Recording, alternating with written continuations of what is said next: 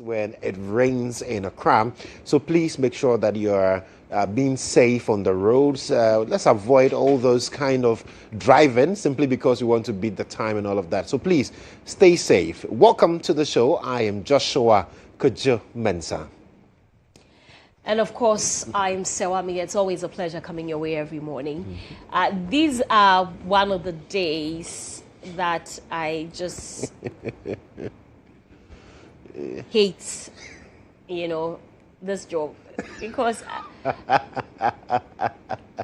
yeah. Tell me why.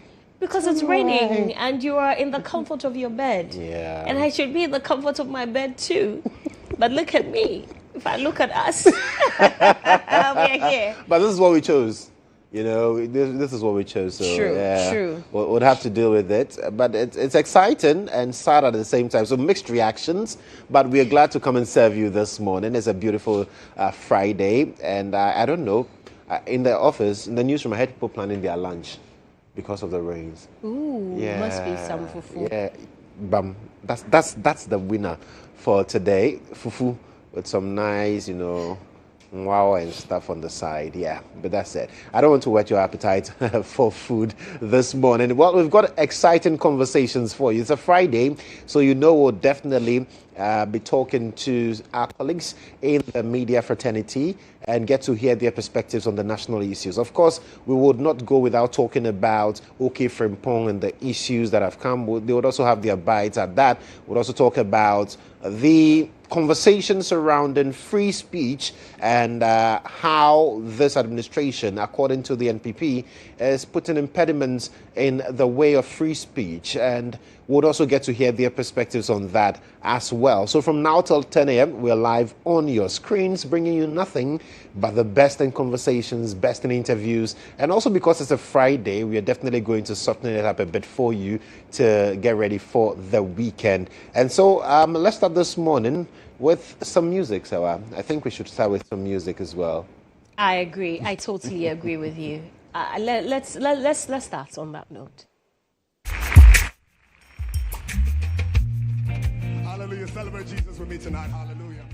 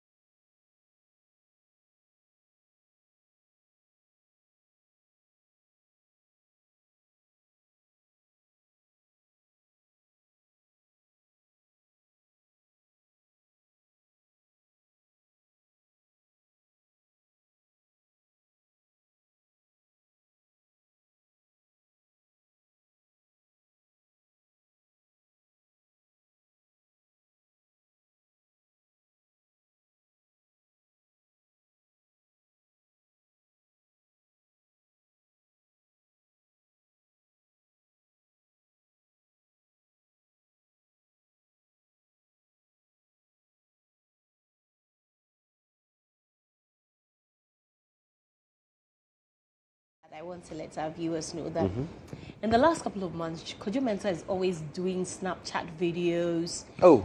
And I wonder, like... Yeah, I mean, we're moving with the times, right?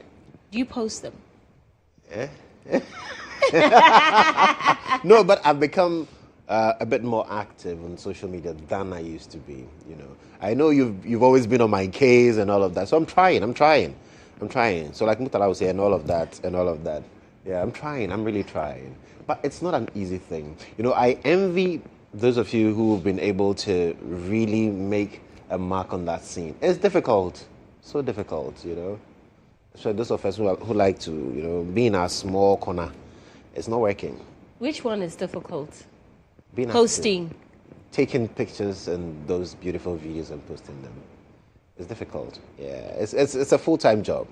Yeah. Well, there's a difference between content creating. I admire content creators as well because I don't think I'll ever be able to do content creation by myself. I can't. It's a lot of work. Charlie. But that's also because I'm engaged in other things. But you know, this is a full-time job for people, being a content creator. So they wake up in the morning. you have a lot of things doing, so I can understand why it won't be an easy, thing for you to do. But anyway, yes, I have always been on. Don't you guys want to see his presence more on social media? In fact, his thoughts. Joshua is a very intelligent young man. He has very interesting thoughts, very intelligent thoughts on matters, but you never tweet about them or post them. Are you afraid of the insults? Oh, no. I was recently insulted, so it's normal. I know people who are afraid of that space because they can't take the insults. But you know how these apps work, especially Twitter works, is that just tweet and close the app and go. Tell them your peace of mind. As long as you are, you have a strong conviction in what you have said, tweet, close the app and go. In fact, I have a phone, I have two phones, which has like my Twitter, my other social media. When I tweet, I put the phone somewhere. So I won't even read your response for me to get angry or worked up. So while they are insulting you, you're not even bothered. I don't even see it. I don't even want to see it. Okay. You know, I have said my own. If you say your own and go. If you think you want to insult me, please rock your boat and let's all, rock our boats and be fine. But yeah, that's just how I handle it. I'm sure this is an answer to many people who have been asking how I handle these things. But that's exactly how I handle it, though. I don't see them. Yeah, unless you say it to my face, then which you can't. I should get that. That's the thing. Which you can't. When people are behind their phones, their keyboards, they are able to type so many things. You meet the same people in town, and then I remember I met someone who, even her own cry, it's not like she's been saying negative stuff. But then when she met me personally, she couldn't even call me. Then she later went to the app and texted me, "Oh, I just saw you." I'm like, you could have said hi. I mean, people are more comfortable when they are, their anonymity is there, they are tapping on their phone, they are just going wild and all of that. But they meet you and then, hey, the lily does not, it fails to do that talking. So, on Fridays on Inside Out, we like to open the phone calls and hear from you. I know some of you will still be sleeping, because of the weather. Beautiful weather, by the way, especially if you are not going to be affected. Every time I pray for rain, but I am very careful not to get too excited because when it rains here in Accra, there are people who cannot sleep, who literally cannot live their lives because their homes are either getting flooded, they're facing one issue or the other. So even though I love the rain, I'm unable to love it so much because I don't want other people to be affected as well. Our market women. That's true. It's heartbreaking. But yeah, it's rained this morning. Please be safe. If you find yourself anywhere that you need help, please call NADMO and they'll come through to serve you. But quite a number of things have happened this week. It's been a very busy news week. Yeah. From a young man called So African, who allegedly has been involved in dragging and sexually molesting or assaulting women, recording them, posting them on Telegram, and even to the extent of selling them to partners outside the country. There was that. Then there was the news of the Member of Parliament for Asante Achim North, who was also arrested in Amsterdam, the Amsterdam airport. And then there was news about some, syndicates at the Trust Hospital where there's child trafficking. People are selling babies. Hey, you people are wicked. I thought they said Ghanaians are very sweet people. Yeah. Actually, we are. We are sweet people. But they are some bad of nuts. you bad nuts. You want to spoil the goodwill that we have, and it's not good. Yeah. And then there's another young man on Twitter, who has been tweeting bad, terrible things for some time, as far back as 2010, 2011, justifying rape, calling himself a pedophile, And I really hope that the police invites him, the CID invites him, because he has questions to answer. How can you be justifying rape? Rape. You want to sleep with someone against their consent, against their will. Simply because are you it's mentally short. okay? Yeah.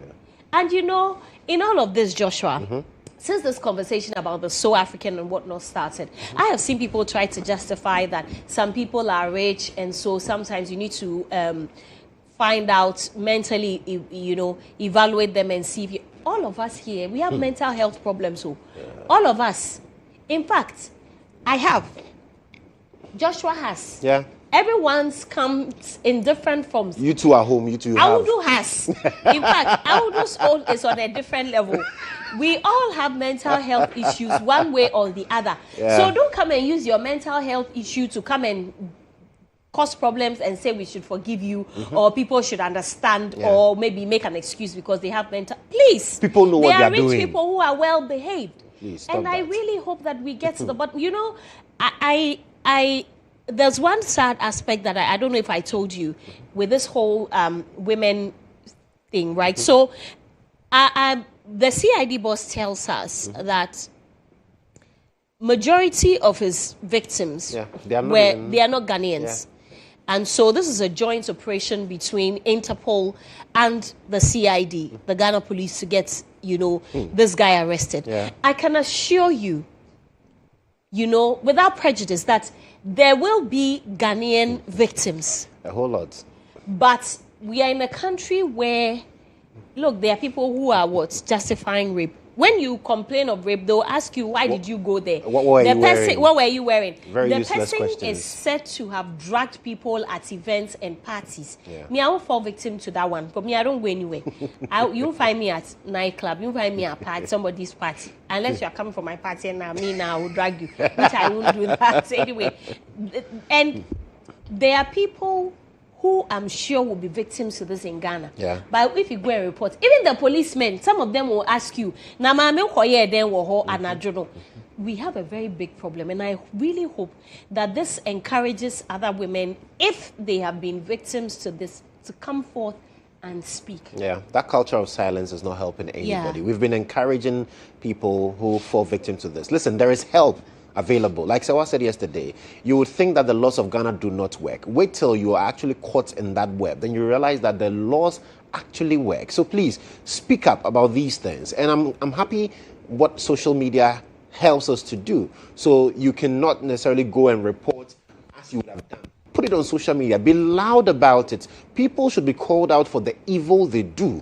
People should be made accountable for the bad things they do. And especially when it comes to issues of women, yes, some of us get emotional about it because we are surrounded by women.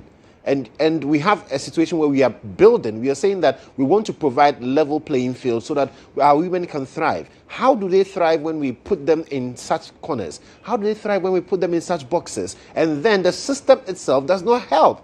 And so we need to rethink as a people. We need to have our women out there speaking about these things so that these small bad nuts will stop misbehaving and taking advantage of people. Listen, the fact that you help someone does not give you access to the person. The fact that someone is deciding to enjoy her life and have her fun does not give you access to the person to say, oh, because she's here, then I have the right to do this or that to her. It's absolutely wrong.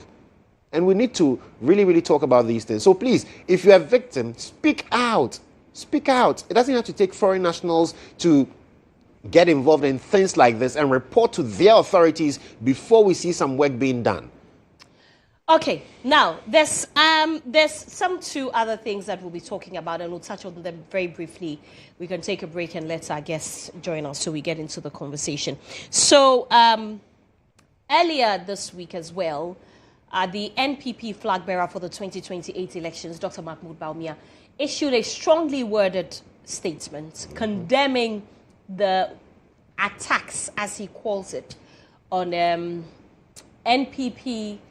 What NPP party faithful and supporters who are very vocal, who have been speaking and holding government accountable. And he says that the day of accountability will surely come. Yeah. The NDC says that the NPP has no moral rights because under the NPP administration, journalists, some of them had to practically run out of the country. In fact, a journalist was killed. Until today, we do not know who killed the journalist. No one is in jail for killing a journalist, an investigative journalist. There were people who were jailed for speaking up, who were arrested for, calling the then president's names. People were jailed for speaking against the former first and second lady. So, yeah, they say that the NPP has no moral rights. But, here's my take, right, Joshua? Yeah. I think that this thing is never going to end. We need to be cautious in our communication because I am against criminalization of free speech. But you must also know that as you speak freely, it has consequences. Absolutely. You can speak. What happens after you speak, you have to take responsibility for it. But I also am against using political tools to silence people who speak against the government or hold government accountable. I have already said it, that it does not sit well with me to sit on TV, call a judge a politician who is wearing what did he even say? Abronya DC said he was wearing a sack on his head. He's not a judge, he's a politician wearing a sack on his head. Then you ask the question, where do you draw the line between political commentary and passing comments that undermine judicial authority? Do you understand? Yeah. And those things don't sit well with me. Then there's the young man who was also arrested for posting a photo of the president which had Dumso's back. Yeah. Then also you ask a question, where do you draw the line between complaining about Dumso, which is very legit, and putting up I want to use the right words because I know that now by the time you finish speaking, somebody would have cut what you have said. So I don't want to get it wrong. But yeah, I'm sure that you all know what I'm talking about. Using such an image which probably doesn't exist. Using the president's photo for that. Yeah. Where I have the issue is that some of the things that have been said are defamatory words. You don't arrest people for defamation. Yeah. But there's a section in Act 29. Section 208, where they put all of these things under publication of false news. Yeah. And so I have been asking myself, is it about time we probably repeal that law? Or it is the people who are actually applying the law who are not applying it well?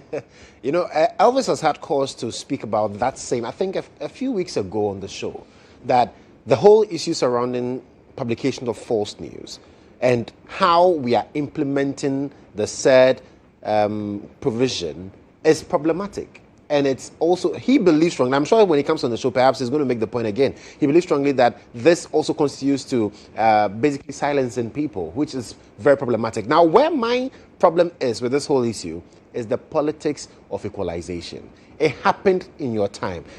You condemned it? So does it make it right for you to repeat it simply because you claim it happened in another administration? That's where I draw the line. I feel that is so wrong. Politicians should learn and know that we are moving on. We are not seeking to equalize. Oh, NPP did this. This happened on the NPP. So on the NDC, they don't have the moral right. And you know, when people come out quickly to say, oh, this party doesn't have the moral right, who is holding the moral compass to decide who has the right and wrong? Please, let's stop the politics of equalization. What was wrong and condemnable is wrong and condemnable now as well. So please, don't use that as any form of justification to say, oh, under NPP we saw this and that, so under NDC they should not talk about it. No, we would always speak up. Yes, that's my cue to exit the stage and leave it for my senior colleagues to join Serwaa and have that conversation. So we'll be right back after this break.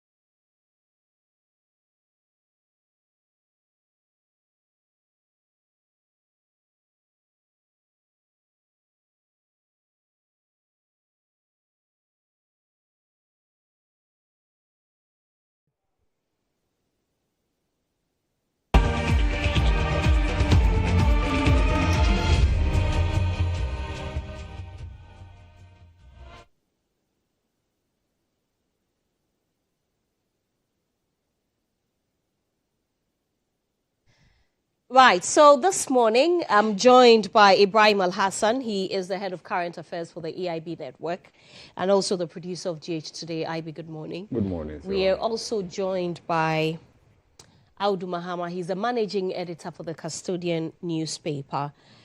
Audu, good morning. Good morning, Serwaa. And Elvis Dako is the managing editor for the News Center newspaper. Mr. Dako, good morning. Good morning. I hope you're well. By God's grace, I'm well. I woke up. If not for this program, I should still be sleeping. But the weather is good for sleeping. Yeah. I agree. I agree.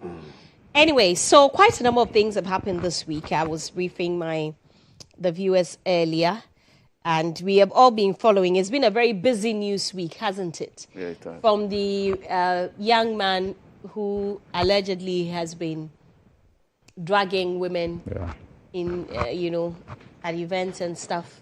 And then the baby theft happening at the Snit Hospital. Yeah. The member of parliament who was arrested at the Amsterdam airport and now transferred to the United States, we are told.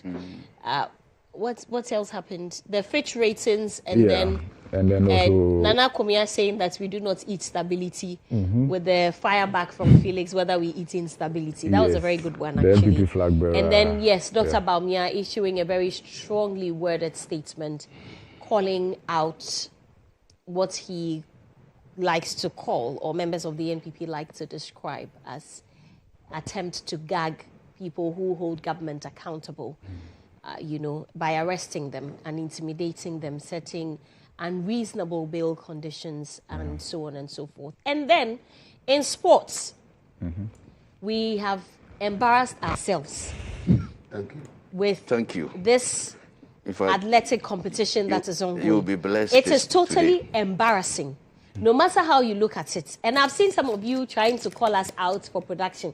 If the event is bad, be that we are recording video, what do we do? But that's not for me to say. IB is here. IB is part of the production team. So but look, that entire event, we're still ongoing though, has been very from food. People are complaining about food. Athletes are complaining about food, that they are not allowed to have more than one piece of chicken. Oh, why? Can you do that to the Black Stars? You won't even think, nobody can even dare do that to the Black Stars. So is it that we don't respect the athletes? Or we don't respect ourselves, so we have to just embarrass ourselves? Because this is really bad. So which one do you want to start from? I would and you left out the IEA press conference on the Takwa mining lease. The Chamber of Mines, as you call it, hit back. So it's a beautiful, very beautiful news week. It's so much is has gone on. Yeah. I would do. Let's, because of time. Briefly, we'll do about the athletics competition. Yeah. You see, sometimes I wonder. We organize All Africa Games in 2023. Yes. And look at the infrastructure, everything. There were some few issues with that competition. But you had people, more than almost 5,000 athletes participating in that event. And I didn't hear athletes or journalists complaining about food. I didn't hear this poll vote. Yeah, Charlie, did you see that video? The poll vote that broke. Hey, I don't know where we bought it at China Mall. Why are you bringing China Mall in the thing? That didn't come from Ghana. This is an international event. All those things were brought into the country. So for that, you can't blame us. We can blame her for any other thing. Please allow him to speak. Brought into the country by who? And we didn't inspect. We didn't do any testing. We didn't do anything. Wow. As a country that is hosting the event. Wow. You think that what happened? People will be blaming international community for it. You'll be blaming us. See, all this thing, if you watch the videos and the comments by the athletes from outside, and when the one who said he was not allowed to take two pieces of chicken, it was either to take one fish and one chicken, and no two pieces. And that reminds me of a journalist. When we are telling events, you go to a hotel restaurant and say, no, you either take a chicken or Or fish. Why Or are a you fish. eating when you go for events? Are you not supposed to go and cover stories? In fact, this weekend I'm not covering it. If I'll go for a workshop, I'm supposed to be fed. Yeah. Oh, that's okay. Yes, that's what I mean. I don't remember the last time I attended a press conference or something. You have reporters, so Yes, I do. Mm-hmm. So, look, all this, you know, when we hosted that event, a lot of journalists, the sports journalists said the money was too much. The event was too expensive. And this administration even called for a probe. I think they are even auditing and doing forensic or probing. In their desire to cut costs, is what has brought us where we are. If you do propaganda with all these things, and if you know the cost of everything, you don't know the value of anything. That's what happens. You see what has happened is an international embarrassment. Look, I hear even the gun that people they shoot for athletes to take off. That one failed 4 times. The gun. Somebody tells me that it's imported. So it's imported. We didn't test it as a host nation. The organizers of this state didn't test it. There was no media center.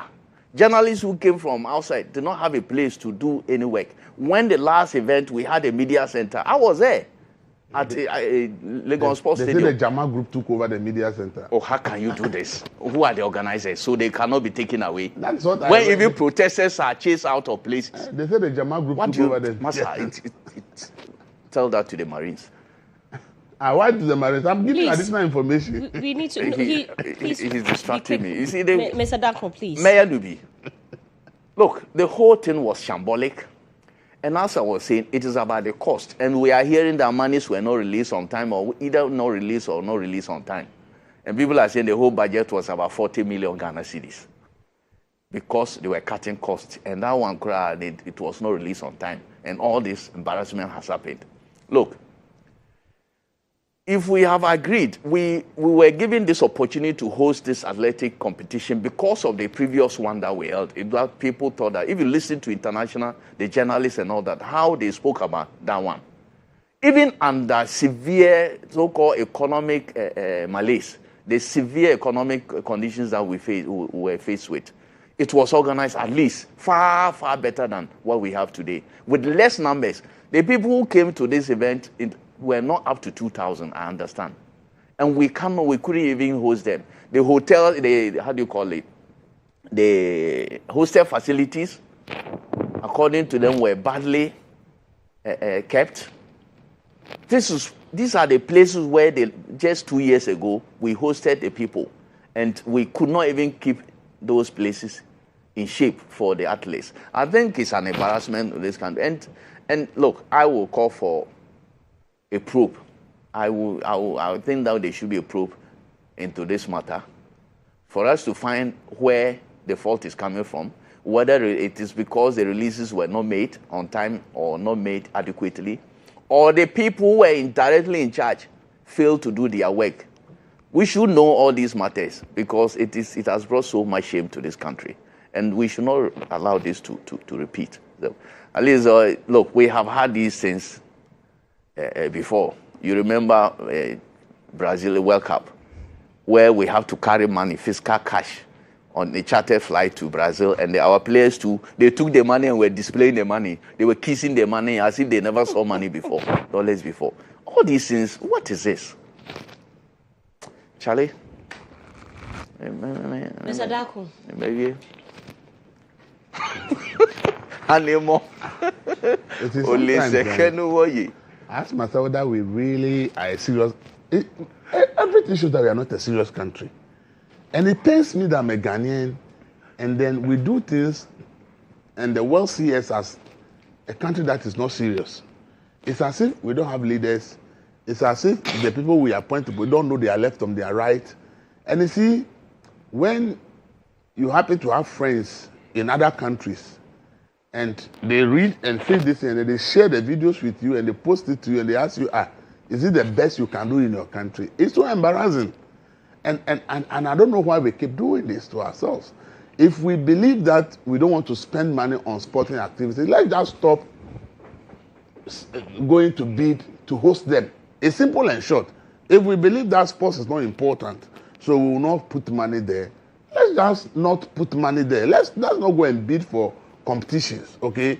So that we will know, everybody will know that, oh, as for Ghana, they are not interested in sport. But if we go and bid for international competitions, and this is the way we go and disgrace ourselves to the whole world, I don't understand why we go for something and disgrace ourselves. Nobody is disgracing us. We are disgracing ourselves. and if you look at what happened at the All African Games, and you compare to this, and the All African had only 2023. Yes. Just 3 years down the lane. The All African Games was a hugely successful event. And Botema was built specifically for events like this. Botema was completed in the same 2023 and was used for the event. And 3 years down the lane, athletes are telling that the air conditions, the fans and things in the hostels and they say don't work. And I'm asking myself, so within just 3 years, brand new things that we bought and fixed in this state are not working. How do we do this ourselves? Sometimes I just don't, I don't understand. I don't understand the kind of things we do to ourselves as a country. Nobody compelled us to go and bid and say we want to host. After we've won, we can say we don't want to host. Nobody will force us. If there's a change of government, the new government doesn't believe in sports and doesn't believe in hosting things, you can just write to the Athletics Africa and say, oh, previous government won this bid. We think we don't want to host it, so take your team back there. They'll go and look for a different country. But to embarrass ourselves to this level, and the embarrassment is so huge that journalists from all over Africa who are in Ghana to cover the event have published all kinds of damaging stories about Ghana across the continent and beyond the continent. Most of them said this is the first time they've been to several competitions in their life. In fact, one guy said he thought the worst he has ever been is the All African Games in Cameroon in 2018. But looking at what has happened in Ghana, Ghana is worse. He said in Douala, if for nothing at all, they were giving internet to file their stories. In Ghana, according to that journalist, they have been told to buy their own data.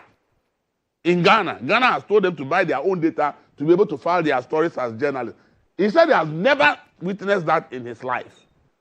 So I asked myself, if we can't host the thing, is anybody putting a gun at our forehead to say host it by force? If we don't want to do it, let's not do it. But to go and take the thing and embarrass ourselves to this level is something that I don't know. I don't know what is happening to us. And you see, it will happen, no hairs will roll, nobody will be punished. So it is normal. And we'll repeat it, and we'll repeat it, and we'll repeat it. We should be tired of shaming ourselves to the world. We should be tired of shaming ourselves to the world. It's not the best thing to do. Nobody forced us. If we can't, let's not do it. If we know we want to do it, let's do it and do it well. Because I was so embarrassed when I read some of the stories. International Association for Sports Journalists, go to their website and see what they wrote there. You'll be so embarrassed and say, why should we do this to ourselves?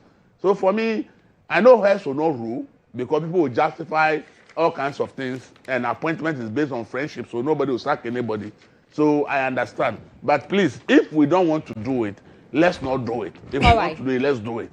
Okay, IB. IB. Yes. I understand that the athletes are run. They have to go and look on the ground to see their positions because you want if you finish the race, you now have to find out. You have to find out what time the clock, because the clock was not working. The clock wasn't working. Nothing was working, and they have to. I saw them watch it on the ground. Well, so to see their positions. So the event is organized by Confederation of African Athletics, that's CAA, and the Ghana chapter is Ghana Athletics. So we, as a host nation, we do the grounds work. But relative to what is required, the materials that are required, because they will have to be of international standard, they are flown into the country, like the pole vault that you talk about. They are all flown into the country. But then again, I'm not sure this is the first time we have watched a pole vault break, even international, super international competitions. It happens. I've seen on countless occasions. We thank God that the athlete was not injured in the process.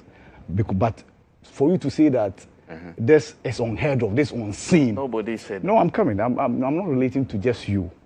You see, I'm not relating to just you. That's one. Two, the air conditioners. Let me tell you what we did during the All Africa Games. We went to Legon And then the hostels, we fitted them with air conditioners. Beautiful. Yes. But guess what? After the event, the students who occupy the hostels are unable to pay extra money for them to enjoy the services of the air conditioners. So guess what? For that 3 years, we never put them on. We never switch on the air conditioners for 3 years because the kids there cannot afford to pay extra money for that. Because they are now paying electricity bills. The bottom line is that They used not to pay. we fix air conditioners Yes. at hostel facilities Yeah. to use for the All Africa Games. Yes.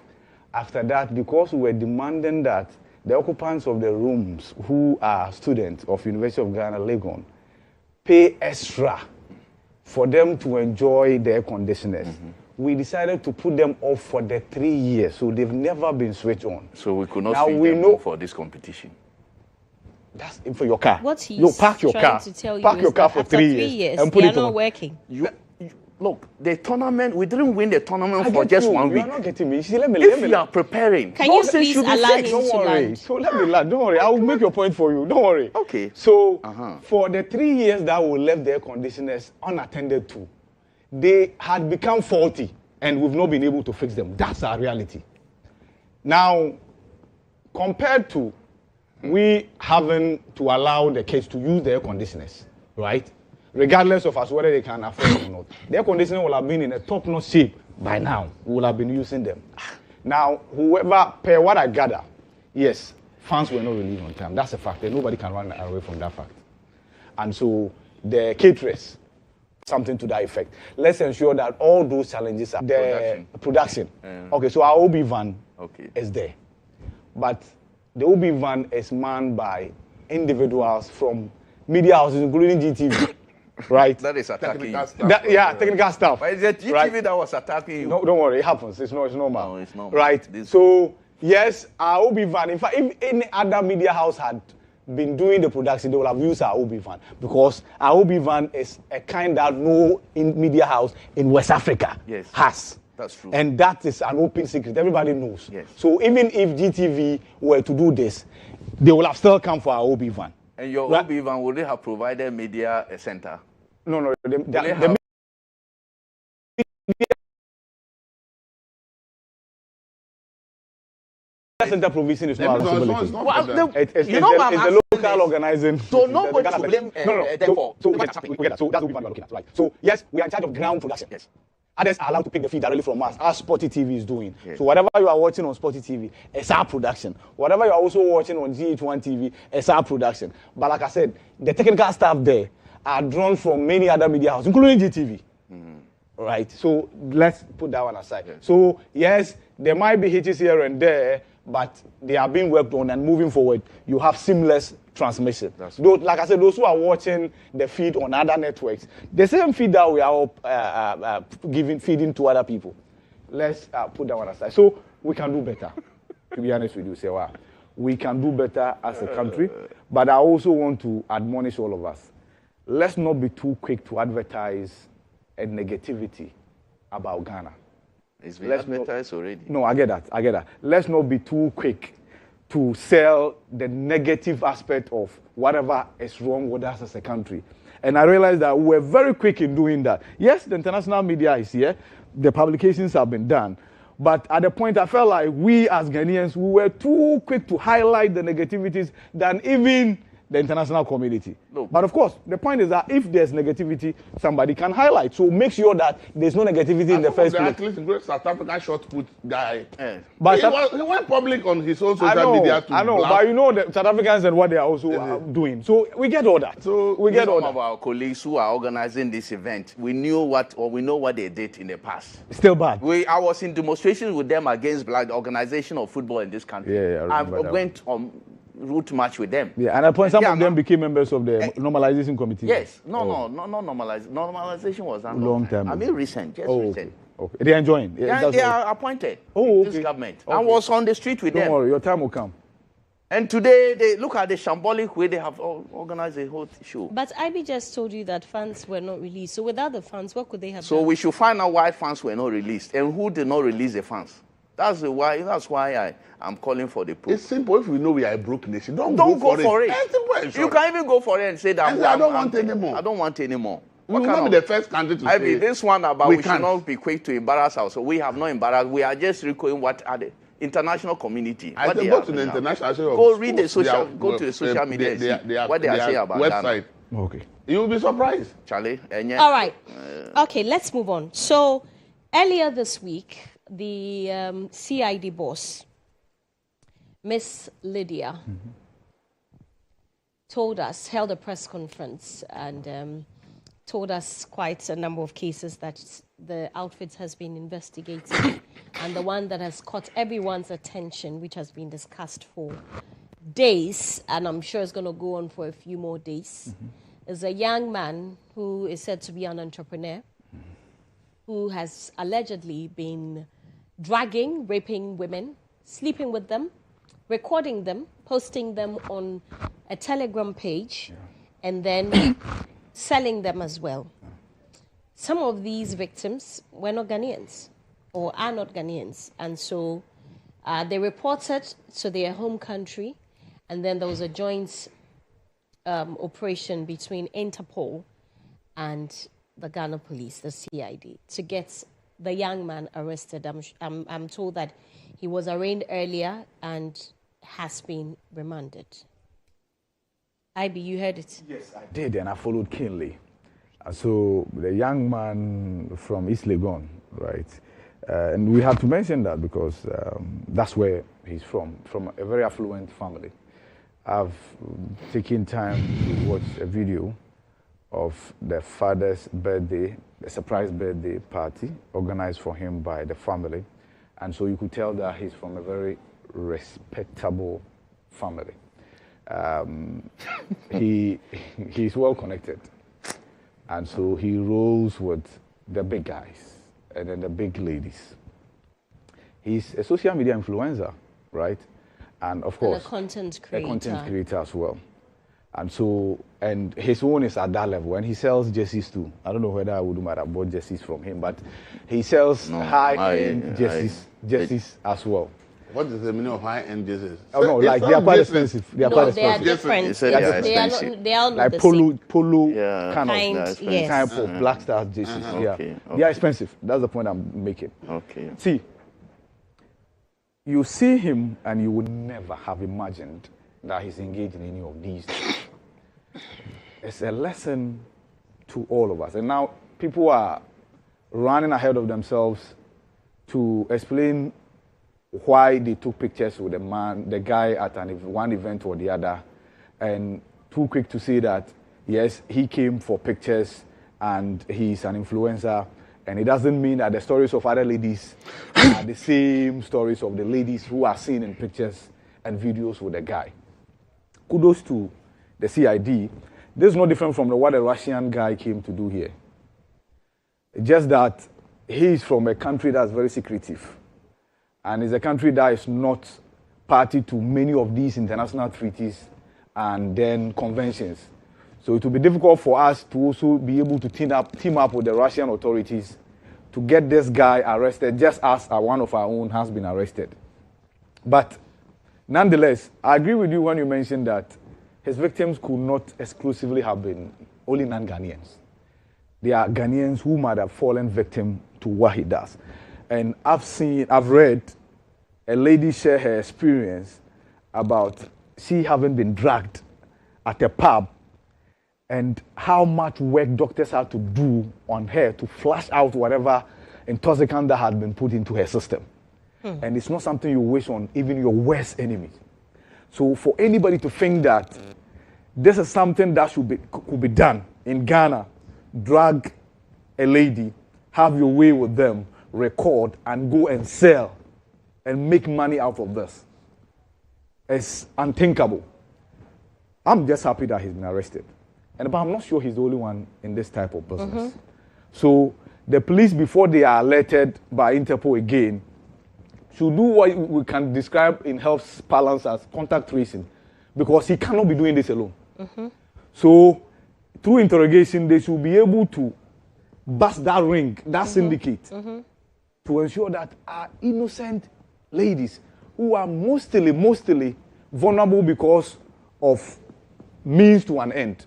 The fact that they are poor, the fact that they are unable to make ends meet, they are lured into these activities. But unfortunately, this one is not even with their consent. There are others who consent to these things. No problem. Even though it's an illegality, there are other women who consent to these things. That's not their conversation that we're having. We're having this conversation about innocent ladies dragged, and then individuals having their way with them and recording to go and make money. You have no idea the embarrassment. You have no idea the trauma they are going through. You have no idea the extent to which they go to explain themselves to their immediate environment, their immediate families, and what have you. So, yes, the law must deal with this individual, but we must go beyond this man and ensure that we break that syndicate, because there are many of them out there, taking advantage of innocent women and then profiteering from them. Mr. Daku. Oh, okay. I think, you see, people are surprised at this. But I'm not surprised. No. Because this gentleman is not the first person to be arrested for something like that by the Ghana police. Mm-hmm. There's a prominent case that the case could not be tried. Mm-hmm. Because what happened was that guy dragged very powerful women, many married. So when the case got to police, the guy was arrested. The women came to beg that they don't want the case to go to court. Yeah. Because when the case should go to court, all of them, their marriages and things that they disgrace. Mm-hmm. So the guy has been left free to walk. And he's walking around. So this is not the first time. And I tried to find out how this whole case came about. And this whole came about because there was a Russian girl as part of those who suffered this instance. That's what I read somewhere. And they keep extorting money from the girl. The syndicate that buys the video now uses it as blackmail. Apart from selling it on the internet, they can also use it as blackmail and be extorting money. So they were extorting money from the girl to a point. The girl said she doesn't have any money anymore to pay. Mm-hmm. And then reported the case to the Russian police. And they committed suicide. Wow. So it's as a result of the suicide that the Russian government said, no, they need to find out what is happening. That's how the case got to Interpol.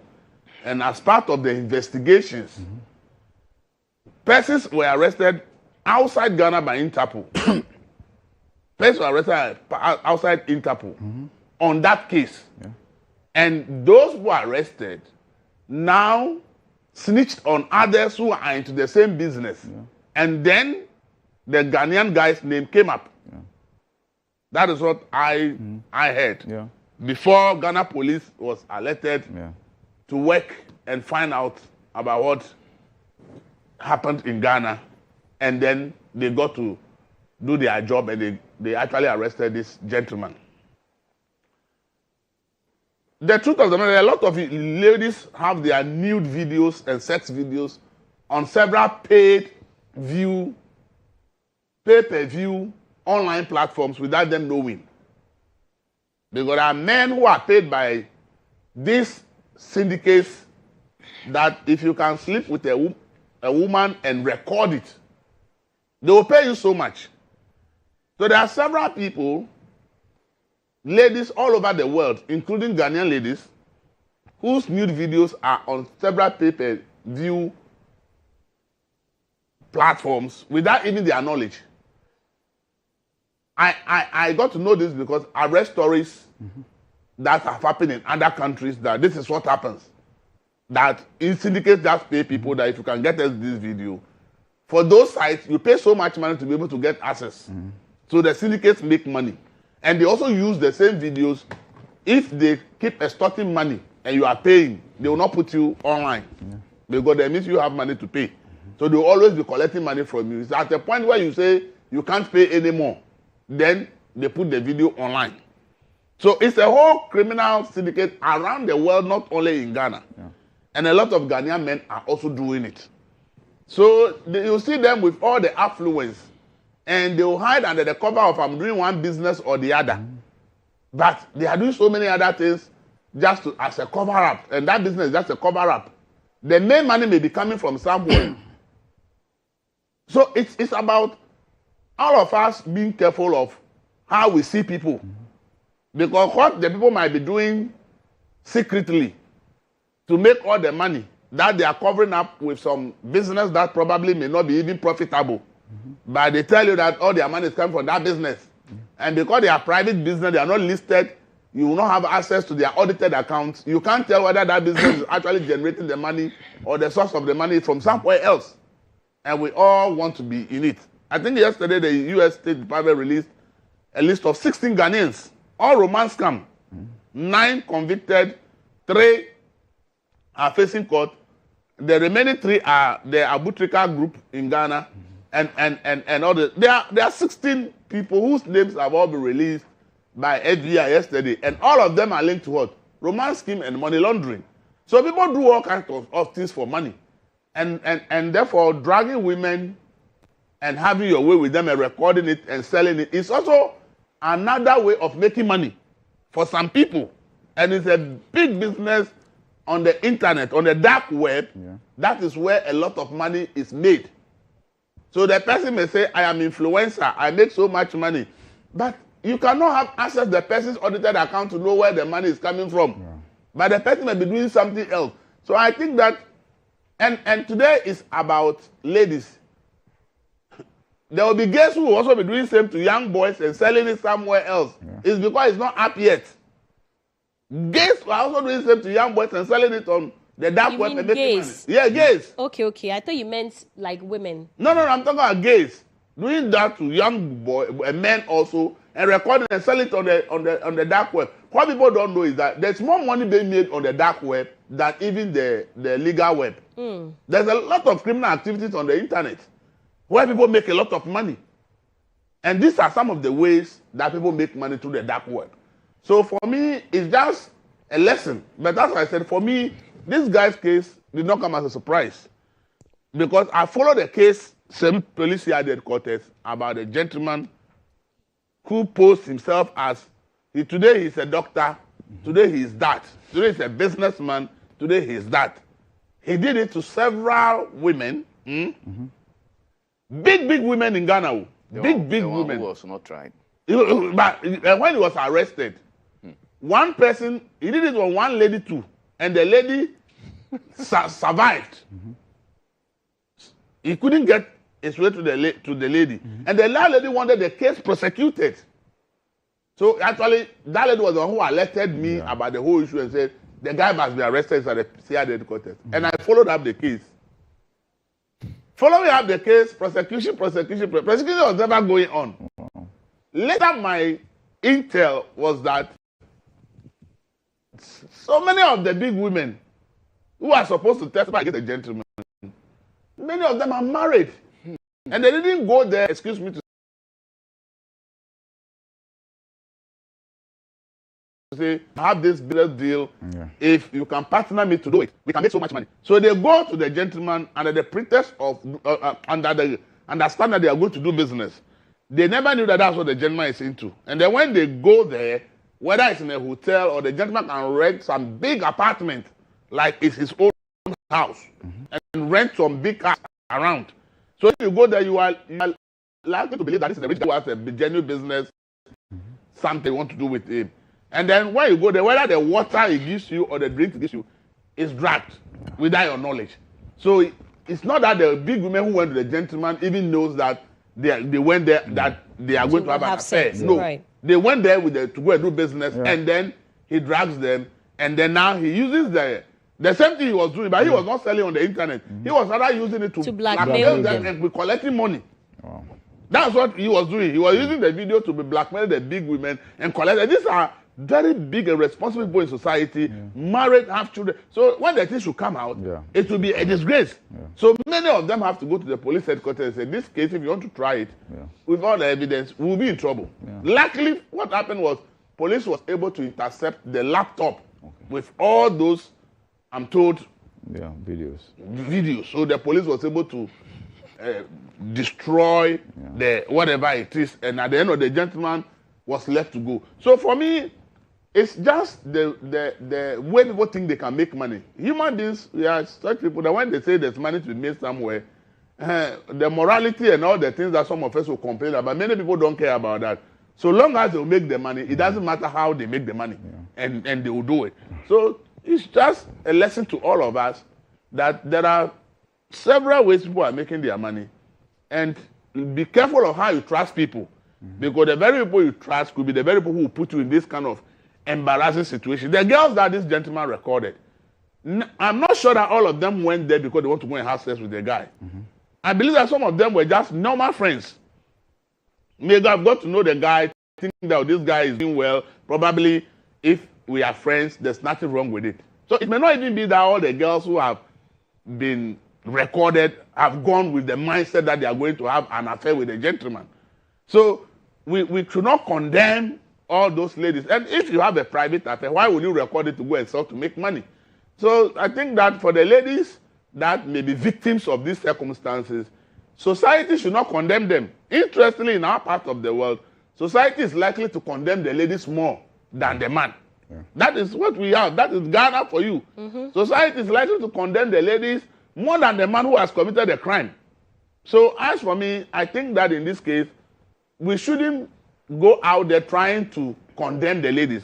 I know by now people will be fishing out. They want to know which ladies are in the video and all that, and want to just post it online and make all kinds of disparaging comments. I think it will be unfair for anybody to do that, because the gentleman just took advantage of a situation, actually undertook a criminal exercise, and therefore there's no reason, and it's only justified to blame the ladies who are falling victims to do this, because it's clear that it's not that they went there with the consent to go and have an affair, but it's clear that the gentleman was just on a criminal agenda to drag people and get their news and sell it to make money. And I think that the victims of these circumstances, no one should ridicule them, even if it turns out that their images end up being in the public. And I'll caution whoever has the image, please don't put it out. It could be your sister, it could be somebody's mother, somebody's sister, somebody's daughter who has fallen victim to a criminal. Don't go and disgrace them if you happen to have access to the video or the pictures. All right, thank you. I need to take a quick break, IB. When I come back, I'll pick your take on it. You're watching GH Today.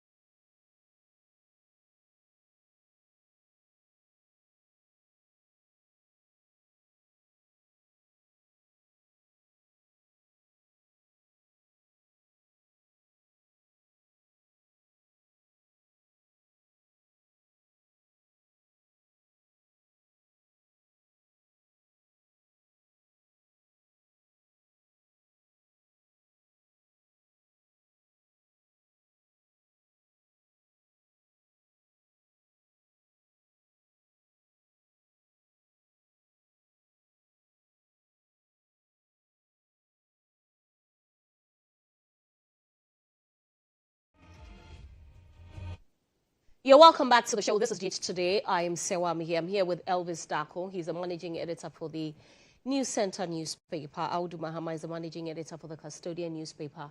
And Ibrahim Al-Hassan is the head of current affairs here at the EIB network. All right. Before we went on the break, we were talking about the arrest of the young man who was arrested for allegedly dragging women, sleeping with them without their consent, recording them, posting them, and selling them. Audu. So I think we may be having a Jeffrey Epstein case in Ghana. That is how I see it. Because a convicted sex offender, U.S. convicted, so this is the way he also started. This is the way he did his things, and eventually he was found out and convicted, and he committed suicide. I hope this one, if he's, I'm not sure it's an allegation, but if he's guilty, he should not go that route. He should not commit suicide. He should live to see what will happen to him in future. Look, so I have a certain attitude on these matters, because I don't actually, when it's about sex, about these things, I don't pay much attention to it. Because especially when these things are done by people who want to grab money. That's why, Serwaa, when I see people, affluent people showcasing their wealth, I'm not moved by those things. I am not. My life is such that, look, I don't see people who live extravagant life, who display wealth and anything. I have always said that I don't know how the person got his money. I should not be involved in these things that will put me in trouble. I should not follow such people. And when I see such people, I don't even go near them. I don't want to be tagged, because sometimes you see somebody, you don't know the legit, serious work that the person does. And all of a sudden, you see a fleet of vehicles. So if you look at the actual way the person does, and you look at the cost of the vehicles, the properties that the person, and you look at the cost of the vehicles, you quantify the cost, you have only one conclusion in your mind, that the person might be doing something else other than the job, the work, or the job that the person does. Everybody knows the work that everybody knows that the person has. So when I see people like this, I sometimes caution people, look, all that, we have this saying that all that glitters is no gold, right? Yeah. You see people exhibiting, showcasing their wealth and all that. If you follow them, sometimes you lead to trouble. You lead to temptation. They will lead you into temptation. And as Elvis and IB said, all these victims might not have been, how do you call it? Willing. They have not been willing victims. Yeah, right. They are not willing victims. These are people, because of the so-called businesses that he does, people may be tempted to do business with him. IB said he has been selling first-class JCs. That might be a cover-up. And if you are somebody who wants to, if you have a shop, you think that you want to sell quality JC, you may approach him for it. Any business that he claims to be doing, if you are into that business, because he has shown himself, he has exhibited himself to be that classy and he has wealth and all that, you will be tempted to go near him to do that business. But hey, this is something that we all have to look at, learn from. As I said, I look at people. If I look at you and I see your life, I see the way you are living your life, I look at what way do you do? I look at your do you have companies? Do you have companies that will generate such amounts? We have companies. I have a company. We all have companies. Yeah. My company doesn't generate anything. Yeah. So if you see me today, driving, not one can be gifted to me. Like if you see me driving Bentley. But if you have Bentley, have all the cars, I have 20, 30 cars. And you look at... I get them to buy Bentley. Where do you revenue you are. And you look at that, Manola has Wanola publication that only publish it, say newspaper. And you know that I have not received a single government contract to make money. And I'm buying all manner of cars. I am You should be asking me. Your how I'm paper getting- doesn't have plenty adverts. I don't have plenty. In fact, non-adverts. I don't have any adverts to make money. And you see me with fleet of cars, expensive cars. You should be asking where I'm getting the money from. But with this country, I've always said that because of our culture, these things Ghanaians will not ask. We rather tend to move towards such people. If I don't have money, nobody comes to me. Yeah. They would rather move to the rich people. So everybody almost. People want to make money at all costs. And that's the result. This is the result. So if you see somebody wealthy, you should be finding out how the person become rich. If it is legitimate business, then you go in. Yeah. You go in to and then liaise with the person to also make money. But if you go in and you see that the person may be doing something that is not legitimate, you run away from the person. And these things, they are. You have all listed. He has mentioned one that was not prosecuted. I hope this one doesn't become what he described earlier on. Which is possible because will the ladies come out to come and testify in court? No, but I said earlier that the women involved are not Ghanaians. Yeah. So this is a joint. Yes, this is some a of them joint actually brought this between up. Interpol. And the Ghanaians in it. Yeah, but for now. Based on at least even if one person was by the Russian girl who committed suicide. Yes. That started the investigation. If Mr. Dako, even if one person were to come forward, it will be enough. Yeah, no, even if Ghanaian doesn't come forward and the foreigner yes, the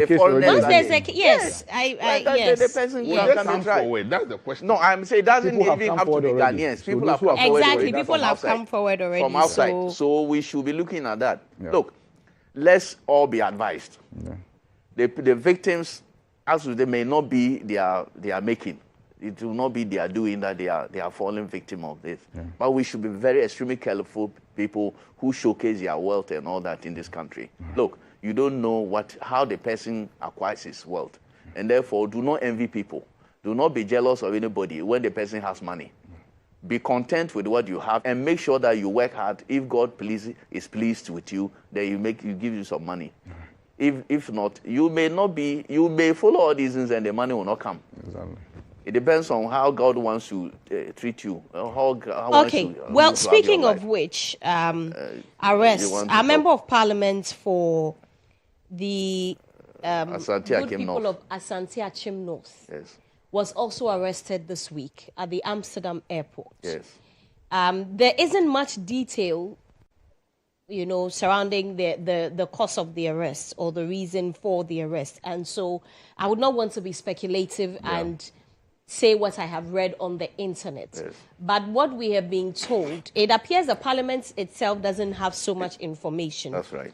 What we've been told, if it's true, is that he's been transferred to the United States of America and the lawyer has been procured for him. Yeah. That's all that I know, and that's all I can speak to. Okay. I'm not going to say what I have heard, what we have all heard. So what we have heard stays in our head. I don't want any issue. No.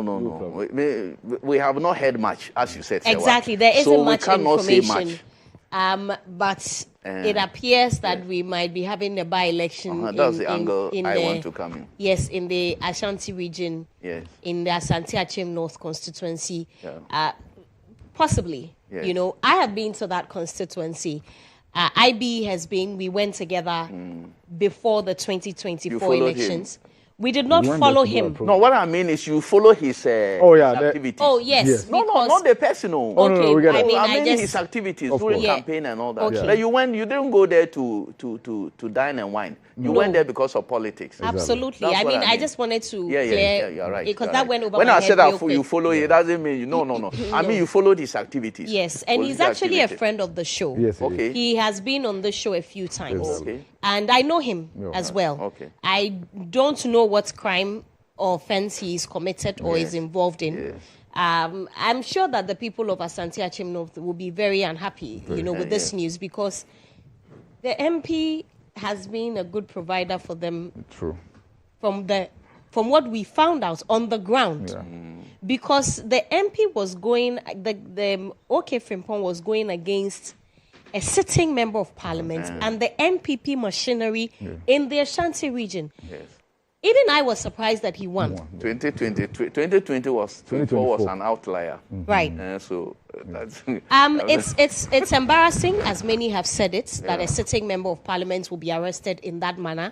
But I have heard people say that, look at it from different angles, that one, our security agencies probably failed us because they could have picked up this intelligence a while back. Some say that it is ridiculous how the U.S. appears to just be taking anybody they want from Ghana as long as a crime has been perceived to be committed. Because U.S., congressmen and whatnot cannot just be arrested in Ghana when they land here. But the question is, will U.S. congressmen be, perpetrating such alleged crimes on Ghanaians? Well, I'll start with you, Ivy. Yes. I thought I was going to continue. This is what we know. An arrest warrant was issued for him in April. In April this month. And this is coming from Roxanne Nelson Dafiamepo, who is the majority chief whip. An arrest warrant was issued from the U.S. for his arrest. In April. Did they know? According to him, they knew. And he knew too? Of course, obviously, yeah. If the majority knew, majority he's been working with the majority. So why did he travel? He was going to the UK. He was going to the UK. So why are you surprised? Since 2023, he's not been to the US. Since 2023, he's not been to the US, and that's for a reason, right? So everything that What's the reason? I'm coming. Maybe because he's a wanted man. Everything that we are talking about today did not happen when OK Frimpong became a member of parliament. Yes. No. These allegations stem from his past life before he became a member of parliament. So the documents I have read from 2022 all the way to closer, the ending part of 2023 and the early part of 2024. Right. So that was before he became a member of parliament. He was living there. The Ohio that's been talked about and what have you. Yes, he was actually living there. That has been established. Now, I'm also aware that 4 Ghanaians were involved. 3 of them have been arrested. 3 of them have already been involved arrested. In what? I'm coming. Yeah, so, involved in what? No, because we have to understand. Yes, I get you. Why I they get were you. I'm coming. So the FBI has on its radar 4 Ghanaians. And it's got to do with wired transfers, creation of shell companies, opening of bank accounts in names to receive wired transfers. And I'm talking about money. Proceeds of crime. They suspect to be proceeds of crime. So that's the indictment. So money laundering. Please allow him to land. So money laundering. We are asking more information. We are our contribution. We have all agreed that we don't have much information. No, but I just give them more these are court filings. These are court filings because, like I said, 3 of them are already standing trial. Yes. Right. The Frimpong is mentioned in the court filings, and that Frimpong has been traced to be OK Frimpong. Right. And so, per what the Dafiamepo has revealed, an arrest warrant was issued in April. And that was what was triggered when he got to the Netherlands. In fact, he was on transit to the UK when the FBI triggered this and he was arrested. In fact, there are many who were asking as to why he will not be brought back to Ghana because he's a sitting member of parliament for the US to then be dealing with the Ghanaian authorities. The trigger was not done in the jurisdiction of Ghana. He was not arrested in Ghana. The trigger that was done for his arrest in the Netherlands has got nothing to do with the Ghanaian authorities. Yes. It's not like he was on an Interpol watch list and that Ghanaian authorities then triggered that alert for him to be arrested. So it doesn't come to me as a surprise as you are relating to that. He's now been transferred to the US authorities. Because that was exactly the request that was sent. Arrest, detain him, and then transfer him to our jurisdiction. And so I'm not surprised that we are learning that he's been transferred to the US authorities. I'm also happy to hear that he's procured the service of a lawyer. He needs that. Many people, and some people, and of course, I dare say some members within the MPP, were very jubilant when the news broke because of possibility of a by-election, right? Possibility of a by-election. Now, have we been here before, Serwaa? Yes, we have been. And I'm talking about legislative procedures. When Erica Martin was arrested, The by-election was not triggered because he had been arrested on suspicion of drug trafficking, no. The by-election was triggered because for 15 days, in his case, many more days than 15 days, but the Constitution talks about 15 days, he was not in Parliament. And obviously, once he was in custody, he could not have written to the Speaker to ask for permission for him to be absent from the Chamber of Parliament. Well, the House resumes on the 21st of this month. I'm sure when that happens, the countdown will start. What I suspect will happen is that, I'm not sure the 15 days exactly, there will be any movement in Parliament relative to declaring the seat vacant, right? But if the Speaker delays, this is what I envisage happening. So, the MPP will go to court.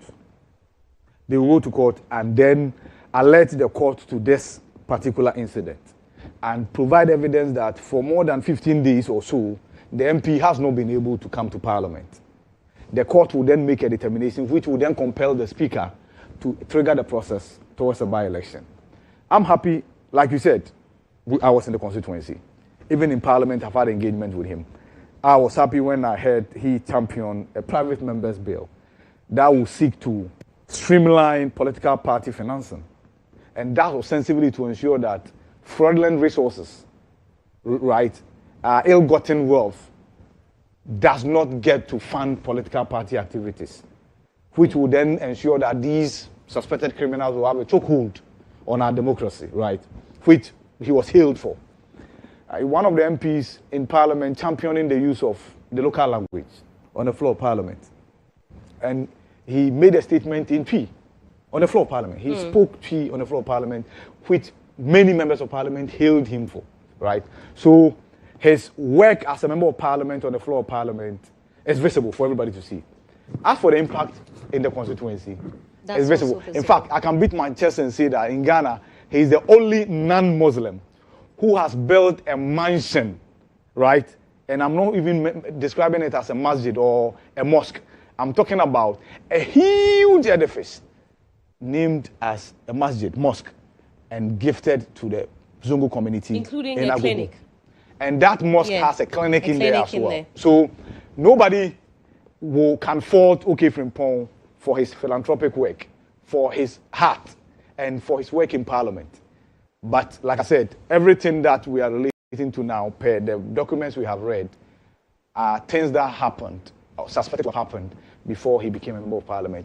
We wish him well, but honestly, as a political watcher, I can say that we are going for a by-election. Audu, hold on. Hold your thoughts for me. I need to take a quick break. I really need to. And before I take the break, let me just caution you that the NPA as well is cautioning you that when you see an accident involving a fuel tanker which has overturned, please do not rush to the scene to fetch free fuel. In fact, don't go to the scene at all, because anything could happen. There could be an explosion, you could die, you could have burns. In fact, there could be several other consequences. Imagine going to fetch free fuel, maybe just 1 gallon of fuel, and in the process dying or getting burnt or having half of your face burnt. How do you live with that for the rest of your life? How do you subject your family and friends to that because you went to fetch free fuel, because you saw an accident where a fuel tanker had overturned? Please, this is a message from the NPA. Stay safe out there. We'll be back after the break.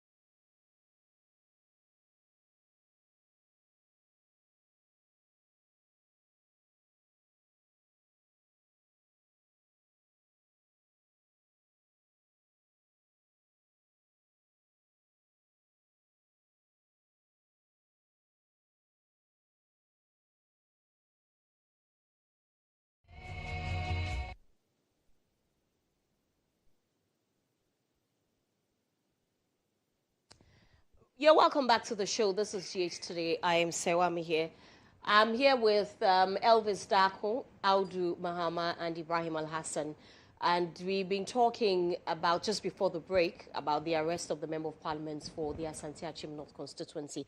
Audu. Yes. Oh, Serwaa. I was caught off guard. Look, these MPs, these Boga MPs, he's not faced, probably if he had stood on a ticket of a political party, he may not have qualified to contest. Because the political parties, when they do that, probably that is the reason why he went independent. What they do when you come from outside and you want to contest, they check your background, they do what you do and all that, whether you have a criminal record and all that, or alleged criminal record and all that. When they see that you are in trouble, they don't allow you to stand on their ticket. Probably this is the reason why, because he knew probably he had some issues in the US, he decided to go independent. And of course, he had money. That wasn't why he decided to go independent, what we know. Yeah. Because I have interviewed both of them, interviewed the sitting Member of Parliament then, Andy Apiakubi, and him as well. Yes. In fact, before and after the elections, what we're told is that he was of great support to the candidates in the 2020 elections. Yeah. Sure. And there was an agreement between him and Andy Apiakubi that in 2024, he was going to let OK Frimpong run. Who gave you this narrative?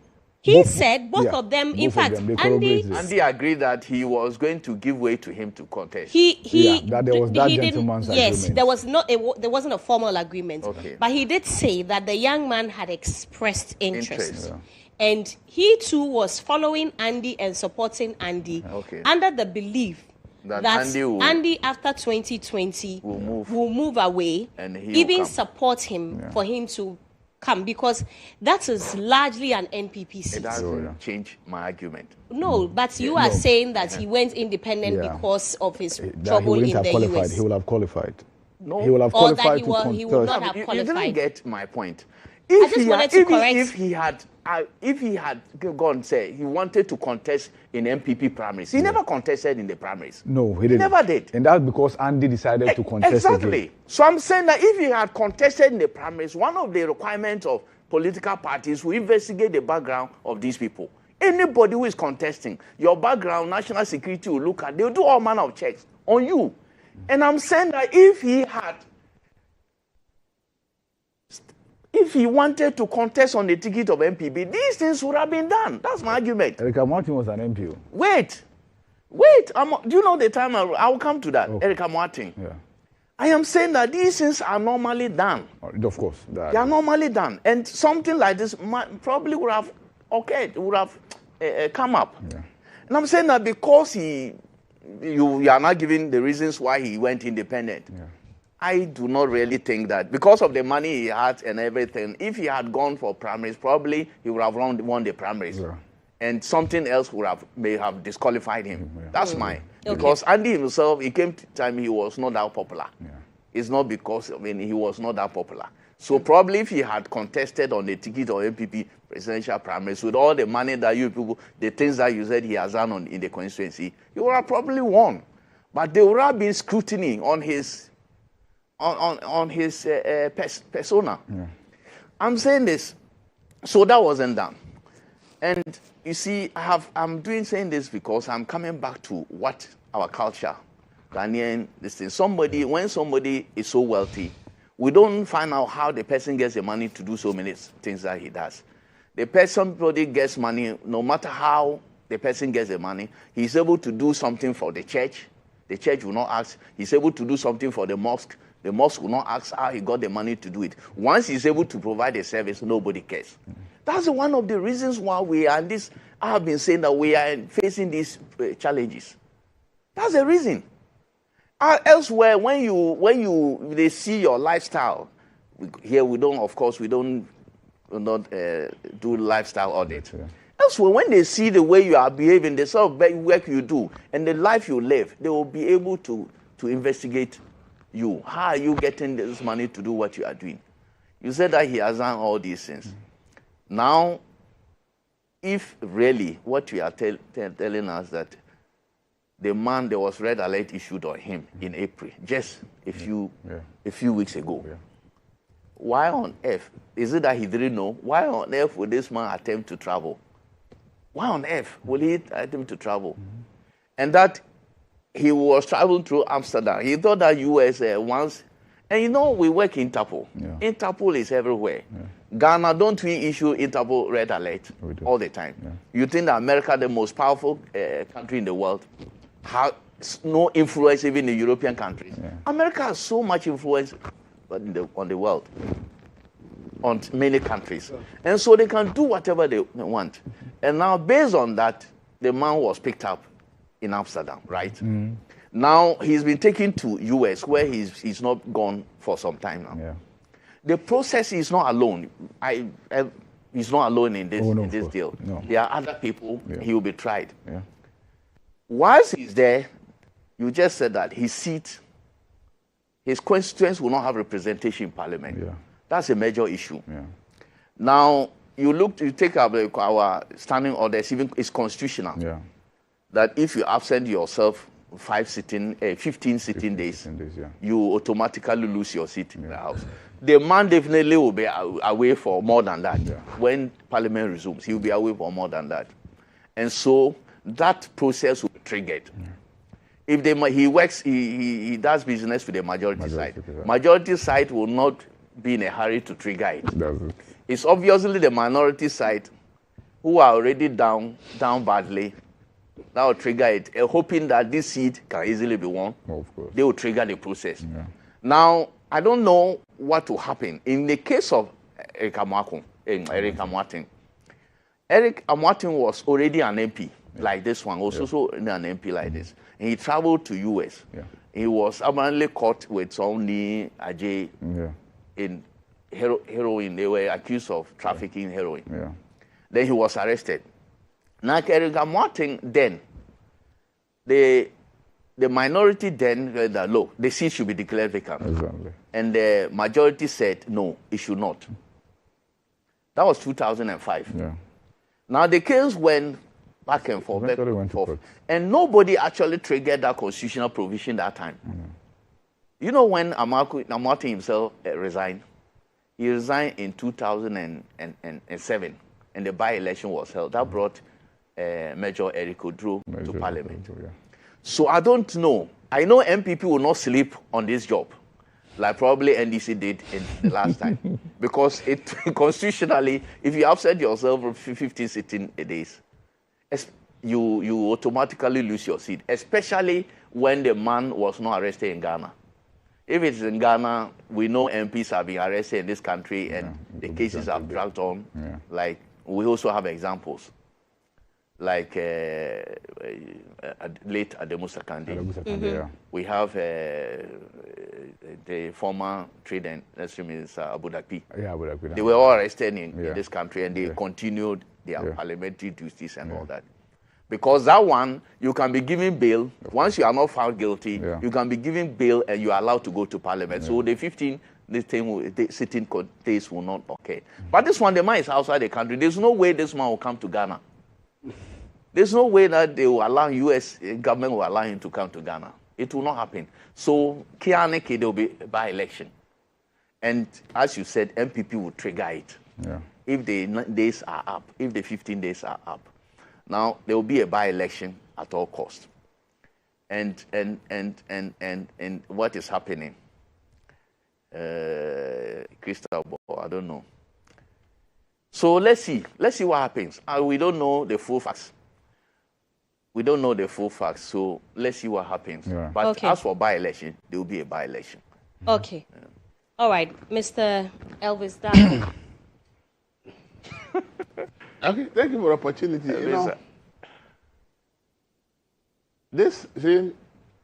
Serious countries show that they are serious. Yes. I will say Ghana is not serious. Oh, how can it be serious? What is serious in this country? Common athletics champion, look at the disgrace, you say it's serious. See, the Americans realize that if they issue an indictment to Ghana, it will be difficult to arrest this MP. Why? Because they know that our law says that you need to go and seek permission from Parliament before you can arrest an MP. And if that is done, now they have to go through extradition process and get extradition before the guy can be sent to the US. They looked at all and they realized that it will be difficult for them to get this guy extradited from Ghana to the US. So they were smart. They decided not to issue anything to Ghana. They just were monitoring the guy's movement to make sure that they know that the guy is going to Europe, and then they just triggered it. And I want to know when the guy bought his ticket. Because I'm suspecting that when the guy bought the ticket, it's when the FBI got to know that the guy was going to go through Amsterdam. I'm suspecting that when he bought the ticket, then they knew that this guy is going to UK, but he's going to go to Amsterdam, and this is the date, and then they triggered it through Amsterdam. That is my suspicion, because how they got to know that the guy is going to would definitely be that there's a ticket to prove that the passenger on board this flight will be traveling on this date. So they did their monitoring, they got the information, they just got him. And for me, it just tells us that, see, serious countries and superpower countries, when there are important issues, there's no politics, there's no interest that matters. If somebody is asking, will the U.S. senator be arrested in Ghana? If Ghana is a serious country and a U.S. senator comes here to misbehave and we can't arrest him, how can we call us a serious country? How? So we are only admitting that for the poor countries, we have no say. It's only the richer countries that have a say. Yes, that is true. In the scheme of things, we all know that they keep bullying us left and right, and that's what they have been doing. And for me, the argument whether NPP will trigger it, I think even if it gets to the point where it's a party that should trigger it, will be a shame to Parliament. Because the Speaker should be able to say that after 15 days, the guy is in detention in the US. He's not going to be available to represent his people. I agree. And therefore, the Speaker should be able to declare the seat vacant after 15 days. It doesn't have to. It's not necessary for MPP to be the one to go and tell the Speaker that somebody is the guy. It's because it's constitutional. Parliament itself has confirmed that they have received information that the guy has been detained in the US. But if you say so, I mean, we have seen members of Parliament who have breached this rule.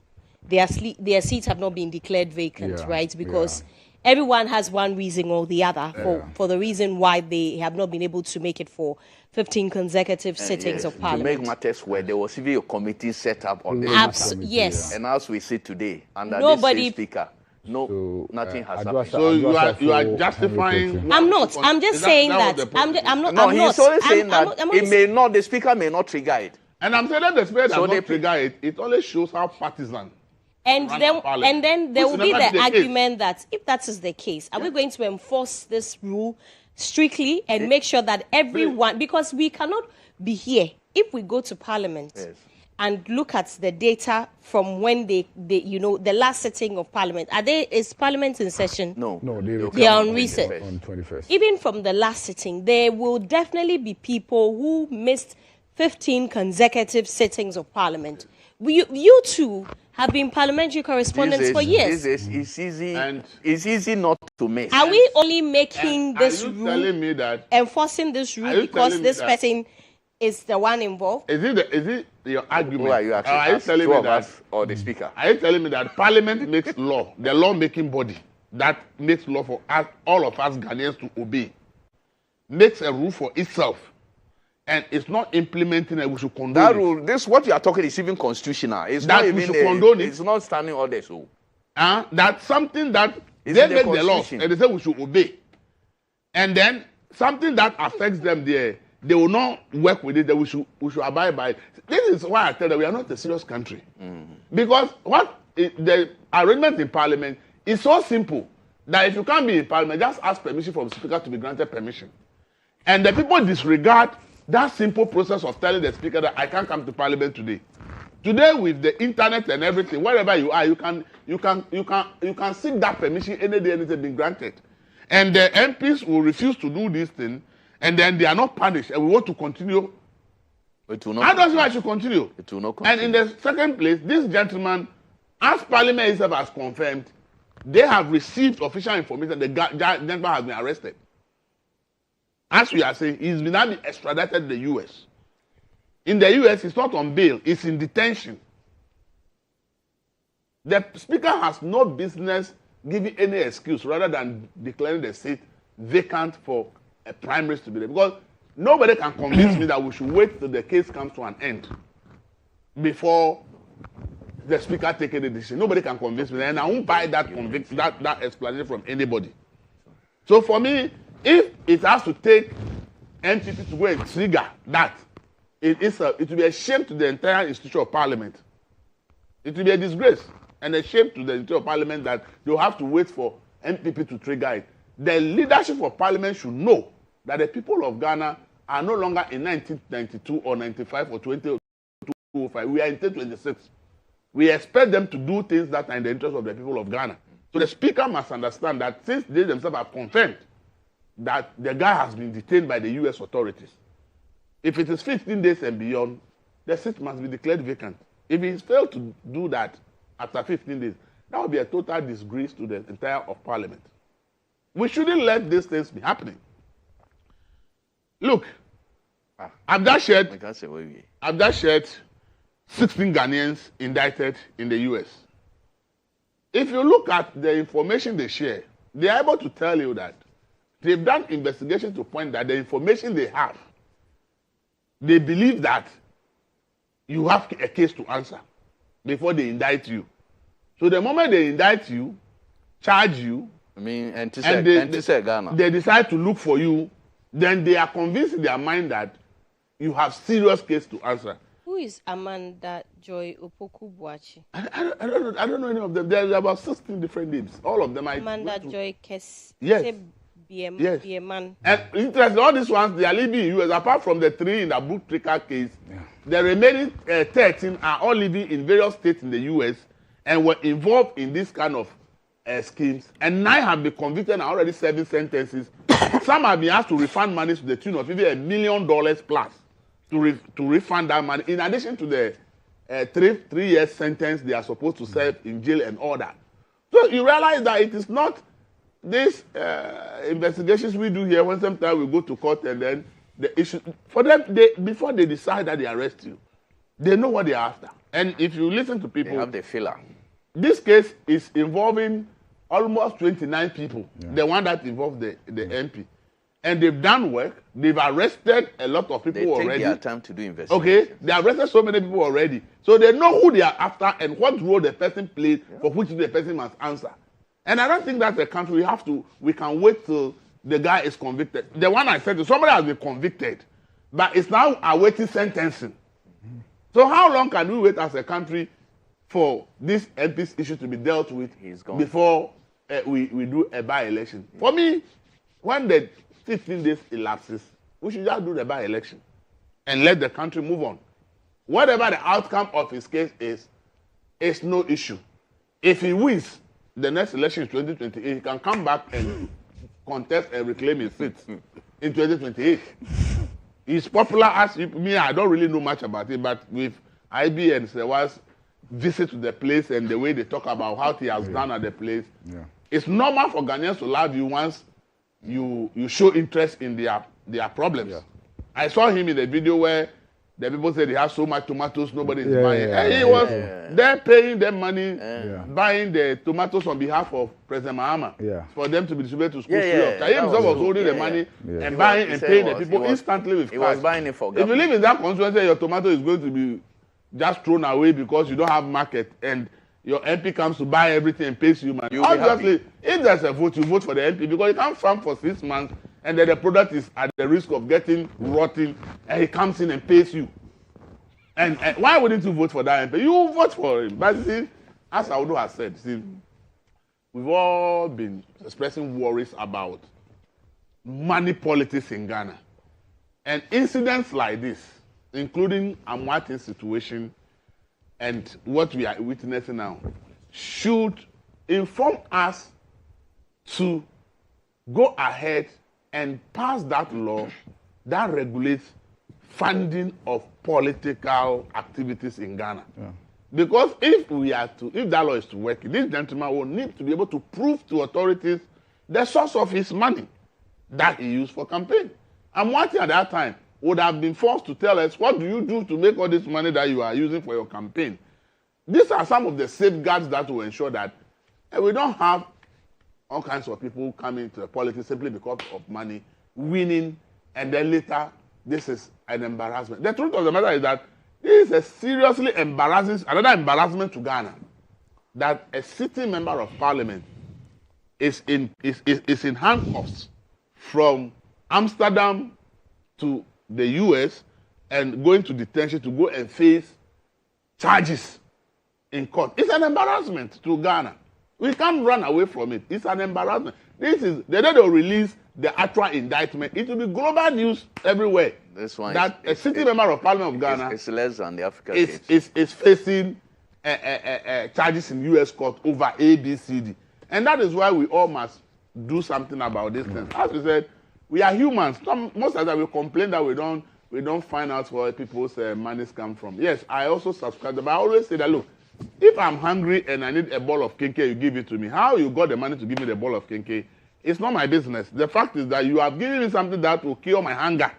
And that is my number one problem. So in a poor country like Ghana, where people are hungry, you cannot tell me that you are going to investigate somebody's wealth for which reason people should not take money from. That's not, the church will take it, the mosque will take it, the individual will take it, everybody will take it, because that money will solve certain problems. But if we have the law that now determines that if you want your finances to be scrutinized, then come to politics. If you don't want it to be scrutinized, then stay away from politics, because we want people who will go to leadership position to be ones that we can trust. Then it can be a safeguard for the country that not everybody who has money, if in the event that the money is not from a genuine source, will want to enter politics. Because the person will be scared that his or her finances will be subjected to serious scrutiny, and probably maybe he or she cannot stand the test of time, and therefore will not avail him or herself for politics. And that's why I think that the constitutional review, I heard that the president sat yesterday, a cabinet meeting on the committee, and I hope that the financing of our politics, we can, for the first time, do something about it. All right. That will be to the benefit of every Ghanaian. Okay. Now, let's look at our final topic very quickly before we wrap up. And please, let's be very brief about it. So, earlier this week as well, the flag bearer of the NPP, Dr. Mahmoud Bawumia, released a very strongly worded statement. And he's certainly not happy with how some members of the NPP are being treated. So there are two cases in point, at least this year. There's the case of Abronye DC, who is now in NIB custody. BNI. The law has been changed. They've taken him back to that one. I agree with this administration. Yeah. BNI. Yes, and the NIBRD was confusing. Yes, yeah. I also agree. Yes. I also agree. So the BNI, and then there's the young man too who was arrested for posting the photo of President Mahama with Dumso. David Esando. Yes, I believe. I have the list. Dumso is back. We have these ones for now. Okay. The president, the flag bearer is not happy. He says, I'll read some excerpts of his quote very briefly. He says that officers of the state who are active participants in this unholy enterprise, the day of accountability will come and the abuse of state power will be accounted for. He also said, I condemn in the strongest of terms the unholy collaboration between the executive, state investigative agencies, and some elements within the judiciary to use intimidation and harassment to silence members of the New Patriotic Party, and so on and so forth. Where do we draw the line between political commentary and saying things that's under Section 208 is deemed to be publication of false news? Or maybe we should just repeal that law entirely, because some have said that, some people are hiding under the Section 208 of Act 29 to just criminalize some of these things that are said in a bid to hold government accountable. Mr. Dako, please. I hold a position is simple. Nobody should be arrested for any word that comes off his or her mouth. Nobody. Under no circumstances. Even when they are insulting another person? You cannot. Don't arrest anybody. Go through the civil suit. That is why I have two options. The law has two hands, criminal and civil. If anybody feels that somebody has said something that is defamatory, go and sue the person. For me, arresting people for any form of speech, to me, is an abuse of the person's rights. And I am not ashamed of that position. Nothing. If I wake up today, say Elvis, I say I'll conduct a coup. Nobody has the right to arrest me, because the point is, if you go to court, you need to prove that I've taken steps A, B, C, D that I want to overthrow the government. So by the mere uttering of that word, it's no action. So I don't see why people are arrested for saying things they want to say. Look at the stupid arrest of somebody who go and write a poster and said, Doomsaw is back. If the president picture is attached, and so what? President's picture attached to Doomsaw is back on a signboard, and so what? What has that done? I am in my house. If there's Doomsaw, I know. If there's no Doomsaw, I know. So if somebody puts president picture with Doomsaw is back on the internet, how is that my business? Who cares? I must care whether the light is on or not whether somebody put a signboard Doomsaw is back with the president picture. How do we arrest people over things like this? And then we sit in this country want to justify. So for me, this Dr. Bawumia's statement is important. I wish he will add that when he becomes president, he will make sure that we repeal the two laws that are causing these problems, causing fear and panic, and publishing fake news. I want Dr. Bawumia to make a powerful statement that if given the opportunity to become president, those two laws that are being used to arrest people left and right, basa, just to abuse people's rights, he will make sure that they are repealed. For me, until those two laws are repealed, blaming the police for arrest is a waste of time. Because the laws are in the book. They are in the books of Ghana. That if the police sit down and says, you said something or wrote something, and they, in their assessment, the police who, in their assessment, conclude that what you said or wrote is causing fear and panic, they have the right to arrest you. That is what is in our law. If they sit down and assess what you said or wrote, in their assessment as police, they conclude that it is fake news, they have the right to arrest you because the law says that's what they should do. So for me, all this back and forth we have been doing, until we repeal these two nonsense laws, these two stupid laws, these two laws that have been put there deliberately to give the politicians the power to teach their opponents and people they don't like lessons. Those two laws are there for nothing. It's a colonial law. Is it those two laws? They are for nothing. They are deliberately there for politicians to teach their opponents and people they don't like lessons. That is all. That's why we have these two laws in our book. Why do we even pretend like we don't know what is happening? Haven't we read UK papers where a whole prime minister of the UK is depicted with the face by looking like a duck on the front pages of newspapers? Are people arrested for that?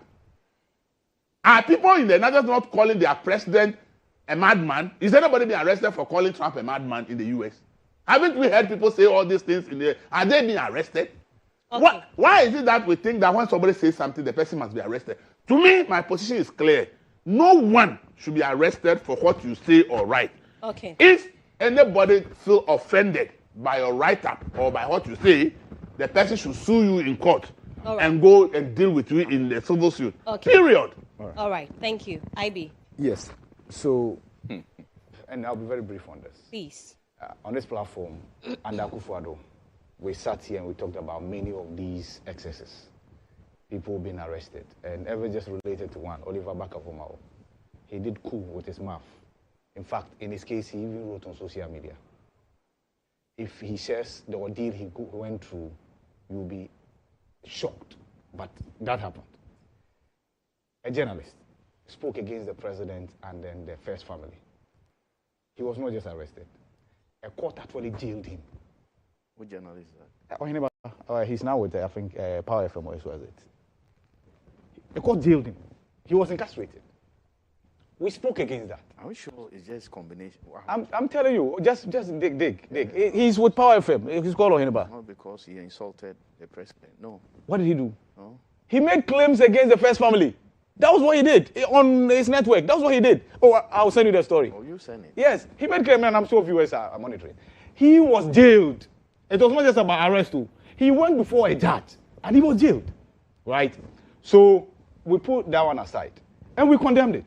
And we spoke time without number condemning it. So today, we will condemn it again. And that's God's principle. What is bad yesterday cannot be good today. So, yes, if somebody defames you, go through the civil procedure and take action. You have no business asking a policeman to go and arrest anybody, or like what happened in Gambaga, write a letter to somebody who has posted about the DCE on social media that he should come and explain himself because he's written about the DCE. How? Somebody says, Dumso, there is, what's the name, a billboard somewhere advertising the return of Dumso, right? And it's not true that it's a billboard. And because of that, you arrest the person.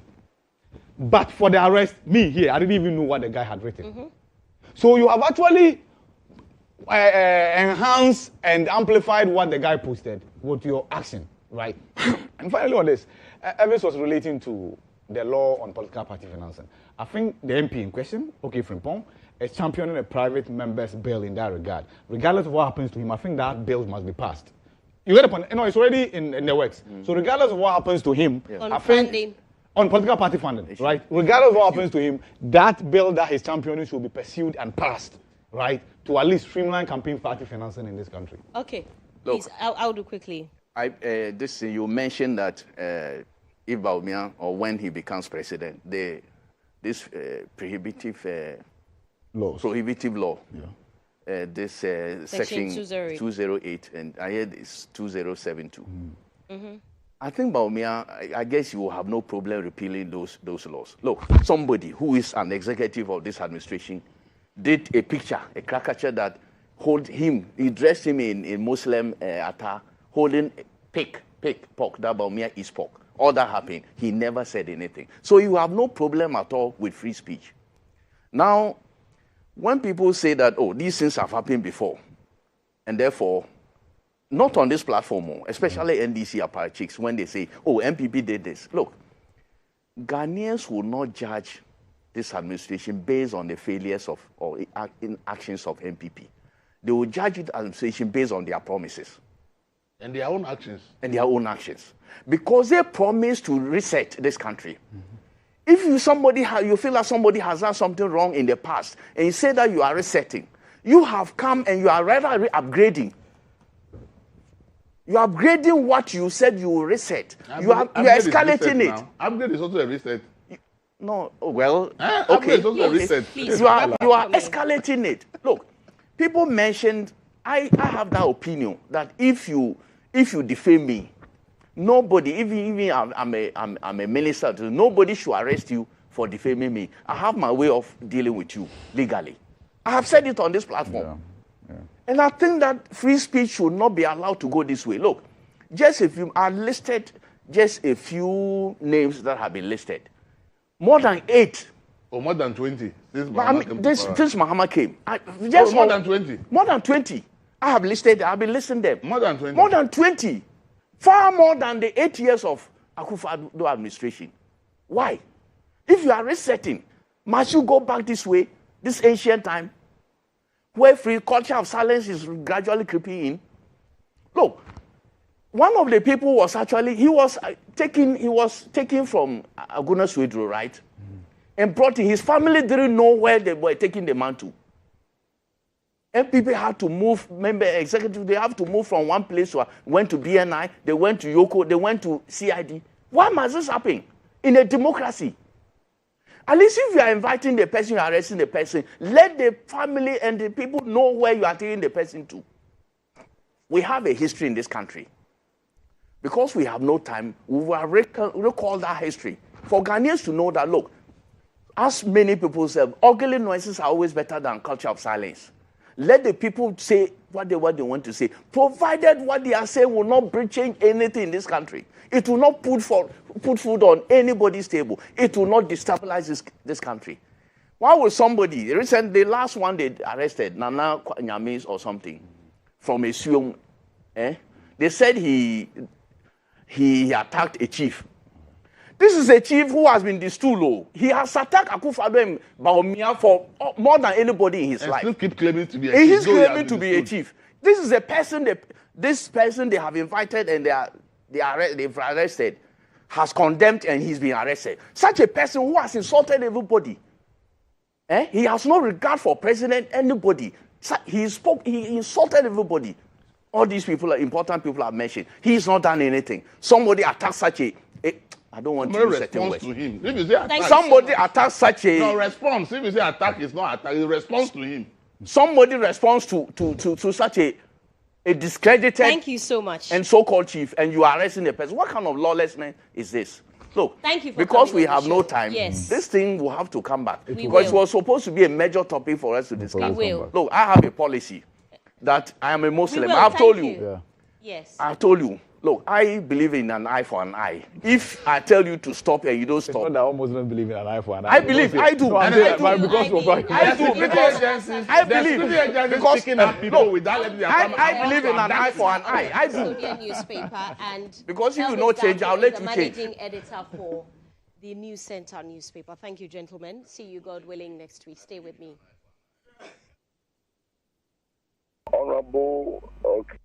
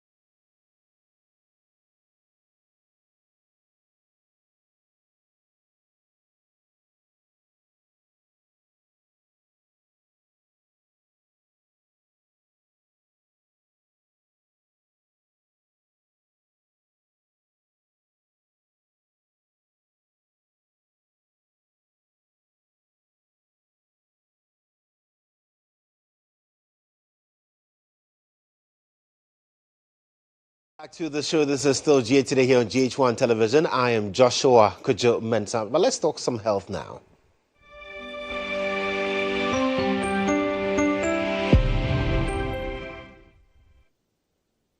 Health Alert, we're talking about how we can merge the frontiers between traditional medicine and, of course, orthodox medicine as well, and how that is being done beautifully at Great Kingdom Medical Center. Well, my favorite doctor is here, Dr.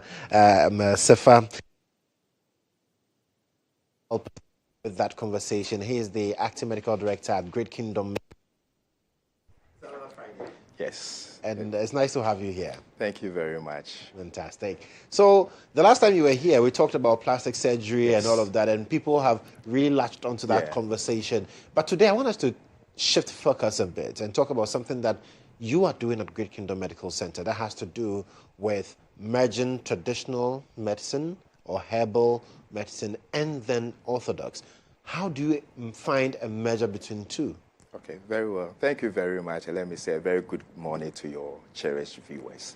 Okay, so with Great Kingdom Medical Center, it's one of the foremost private hospitals that had looked at what is pertaining in the country and noticed that on everyday life, people believe in certain things.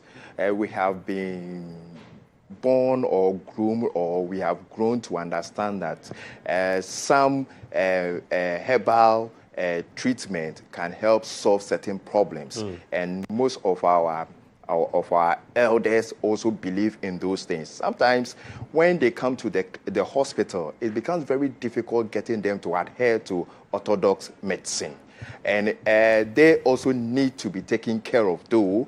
So at Great Kingdom Medical Center, even though we tend to provide a very comprehensive specialist care, we also thought it wise that to meet those clients, to meet those patients that believe so much in the herbal treatment, what can be done for them? So just not doing what the ordinary people do in town, in the buses, and just throwing in herbal preparation that can cure so many diseases. One preparation can cure about 99 diseases. 99 diseases. Everything is pulse. Everything is cocoa. And everything is, cocoa everywhere, in their eyes, in their stomach, everywhere.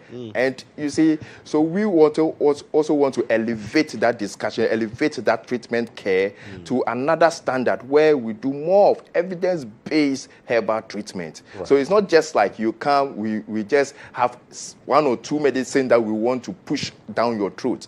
So, but when you come, we have special people who have been trained in herbal medicine at Konfanoche Teaching Hospital, and they've had certain practices at Tetekwashi as well. The plant and herbal council.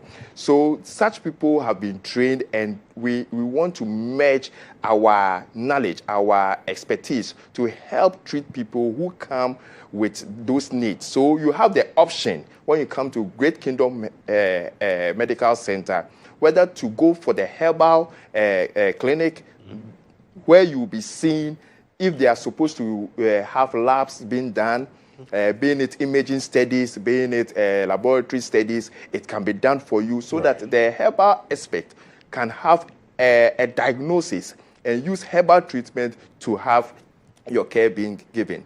If it is beyond herbal treatment and he thinks that you need to see a specialist beyond the herbal, then we release. Right. We then have that smooth transition where maybe a referral will be sought for you, but it will be discussed that this one, for instance, the people who may have hernia, it needs surgical intervention. No herbal treatment can just reduce it. But you know, people will sell that, oh, hernia, this thing will melt your hernia and all those things. Yeah. Yes, but so the herbal specialist who knows that they do not have treatment for that in terms of herbal, you need a surgical intervention. So there's a collaboration between the orthodox and then those are the herbal side as well. There's a great collaboration between the two. So where there's a good referral system between the two departments, and care for such patient is being continued by the experts together. Sometimes there are instances where we've had to treat patients with very severe hypertension. Okay, patient came, the herbal medication was very good. But to bring the BPs to a normal state, we needed to put the patient on certain medication that we can only get at the orthodox clinic. So we had to explain to the patient, for this reason, we just want to put you on this medication for like 48 hours on admission. Then from there, we continue with this herbal preparation, and they are not contraindicated in any way because both experts know about drug interactions and what have you. So this is what you get when you come to Great Kingdom. And this is not something that is common to our practice, especially here, because for most people, when they go to the hospitals, it's all orthodox throughout, or they have to go to another facility that's also just herbal. Now, there are a lot of misconceptions too when it comes to the use of herbal medicine. So there are people who've said that, listen, let me just go safe with orthodox because herbal medicine is not safe. It's not tested, it's not tried. There are others who also have a different opinion, saying that I would prefer to stick with the herbal because that's what we know, that's what we've grown up with. And then orthodox medicine will rather leave other things in your system and all of that. So how do you address all these misconceptions to allow people to now make a choice between whether they want to go herbal or orthodox? Okay, very well. Thank you very much for this. This is a very important question. When it comes to treatment, patient has the choice. We leave the choice to the patient as to what the patient prefers. Whether some patients just walk in and say, I just want to go to the herbal clinic, and you'll be directed at the front gate. Okay, so that happens all the time. But in situations whereby we have to collaborate, where maybe the other orthodox specialist thinks that this one is beyond, that's when there is a consultation between the two clinicians coming to arrive at a treatment option for the patient. Right. So there's misconception. People think that, herbal medicine is safe and orthodox is not. Yeah. There is nothing like a safe, perfect medicine. I can give you water and it may kill you. Okay, so every drug comes with its side effects, even with the herbal preparation. And the same for the orthodox. That is why you need an expert who understands the drug mechanism of action, the pharmacology behind the drug.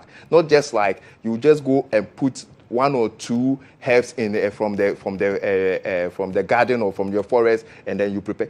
These are experts who have studied let's say, the active ingredient in those plants. Right. And they know what exactly it will do. So whatever they give you is within a therapeutic range, and it is going to help you. So this is not just like any the normal herbalists that we think are in town. These are trained professionals, experts with herbal medicine. Just like we, the doctors, have been trained on what we do, and we have even subspecialized. Same, I think, as time goes on, they are also going to have their own specialization. Right. But for now, they are trained to understand what they do. So that is why we want to go that route, not to just get some herbal preparation in our stores. As soon as you come, we just tell you, oh, this is good for you, just go and take it. No. So what would be your word to people out there who just feel certain symptoms and say, oh, as for this one, you need to get this herbal medicine. Then they just walk to the shop, they don't even tell whoever is at the shop what is happening to them. Because they've heard someone say this is good for this, they just grab it, come home and then come and drink it. So for herbal medicine, there's no contraindication. That is not exact. That's not very accurate. There are contraindications to anything that we take in, even food. If you are allergic to certain things, if you are allergic to nuts, and then you take it, you're going to react. So there is contraindication in anything that goes through the mouth. Right. So you have to understand that when you are sick, you do not listen to people who are not experienced to give you their opinion on what to do, because life is very precious. So you need to protect your life. So I always encourage people that look, yes, sometimes I cannot fault them that much because what is available to them, okay, is what they use. How many herbal clinics are up to the scratch providing such services in the country? So they are left to going to the pharmacy to get their own drug. But for now, we are trying to bring this thing on board. I know that the ministries have started this thing in some of the district hospitals where there are herbal clinics and then the Orthodox running concurrently. Yeah. But we are the private hospital that is trying, is doing this thing and adding certain higher standards to it. So we are open for anybody who can walk in or even give us a phone call. We also do telemedicine, okay? So at Great Kingdom Medical Center, you have the opportunity to speak even to the herbal physician or expert on what you are going through, and he can make some recommendations for you on phone. And then later on, you may see the expert in person in the hospital. Well, if there's one thing we know about Great Kingdom Medical Center, it has to do with the screenings that you continuously do. You have one coming up again? Yes, we have one coming up on 27th of May. Okay. This month. It's now becoming a monthly thing because Oliver Twist, they always will ask for more. Right. So from our last screening exercise, a lot of the clients wished we extend the invitation to the following month so that they can bring more of their relatives beyond their reach when they were coming. Okay. So management has thought it wise that we want to repeat the health screening on 27th May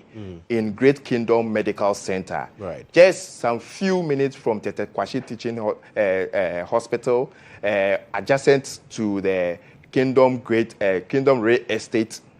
So it's not a difficult place to find. Right. Great Kingdom Medical Center can be searched on Google Map, and then it will bring you straight to the hospital. So we are doing free eye test and screening. Yes. We are doing free dental care.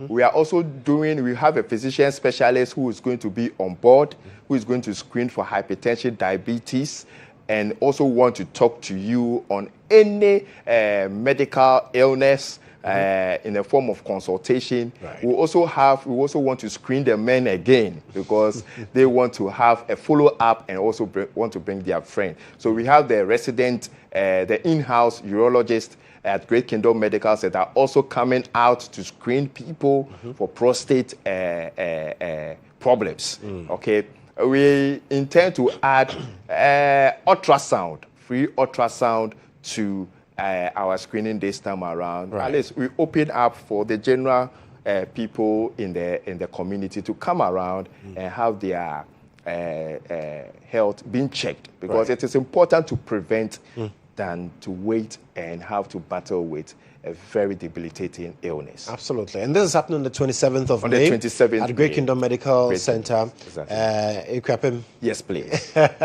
So what would be your message to the people who are watching us today, especially on the knowledge advancement in herbal medicines, how you are combining it with Orthodox at Great Kingdom Medical Center, and why they should take advantage of the screening coming up? Thank you very much. So my message to the general public is take advantage of the fact that now herbal medicine is not just about being prescribed one medicine that will take care of everything, that every illness in the body. But here we, at Great Kingdom Medical Center, we tend to do an evidence-based herbal treatment. So take advantage of it. Come to Great Kingdom Medical Center. You will be taking very good care of your condition, and you will have to diagnose what is wrong with you. And even if it is beyond the herbal treatment, there is a specialist clinic open for you to also receive care. there's a continuity of care, both the herbal and the orthodox medicine happening at the same roof, under the same roof, so you don't have to stress yourself. There is nothing like you come and then we have to refer you to another department or another facility. But everything will happen under Great Kingdom Medical Center. Take advantage of the screening coming on 27th May. Come and have an experience at Great Kingdom Medical Center. And then you can also take advantage to see what we do and then experience us, so that next time you will not have doubts in your mind coming to assess our facility for health, good health care. Thank you very much. And well, thank you. Thank you so much, Doc, for coming. It's been another insightful conversation. Dr. Evans Siedu-Sefa is a plastic surgeon and reconstructive surgeon as well, and he's also the acting medical director at Great Kingdom Medical Center. The screening is on the 27th of May. Make sure you are there. The other one was really packed. We were there.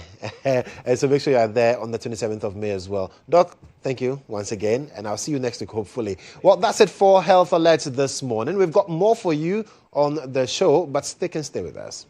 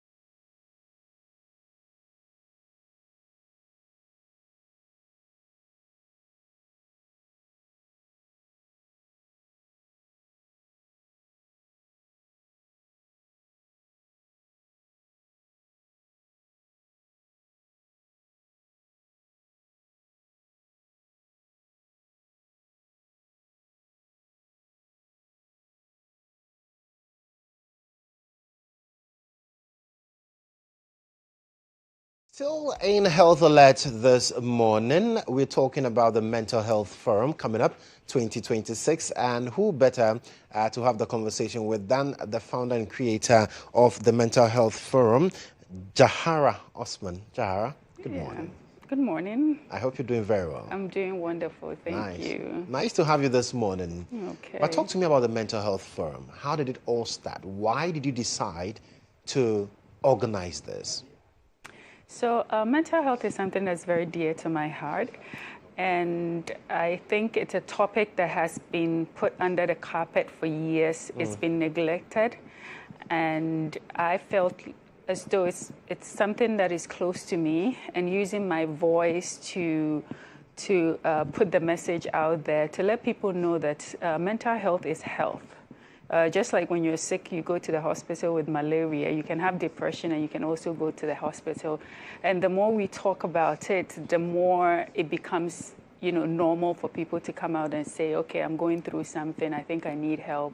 And as a society, if we are well informed, we will be prepared to help people who need mental health services. But as a society, do you think we've paid enough attention to issues concerning mental health? I think mental health actually affects everybody. You cannot pinpoint what exactly you may consider mental or not.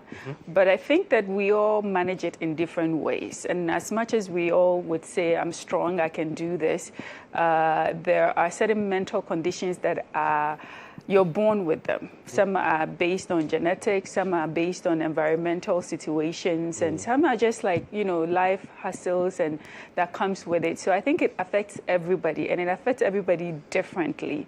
So I would definitely say we need to do more.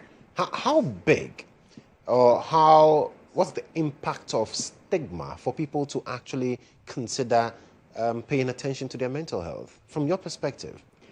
I think stigmatization is like one of the worst, like I would say the worst aspect of mental health.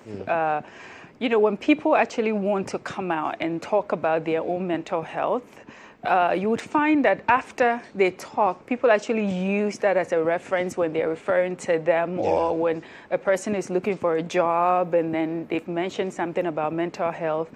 But I think that it's just something that we need to talk about more. When anything that comes into society, whether it's new or not, the more it becomes a topic, a general topic, I think the more people are accepting. And the more people understand what mental health actually is, I think the more they will be welcoming and open to people who express their concerns when it comes to mental health. Fantastic. Yeah. So what's the forum focusing on, really? So this year's forum is focused on autism and ADHD.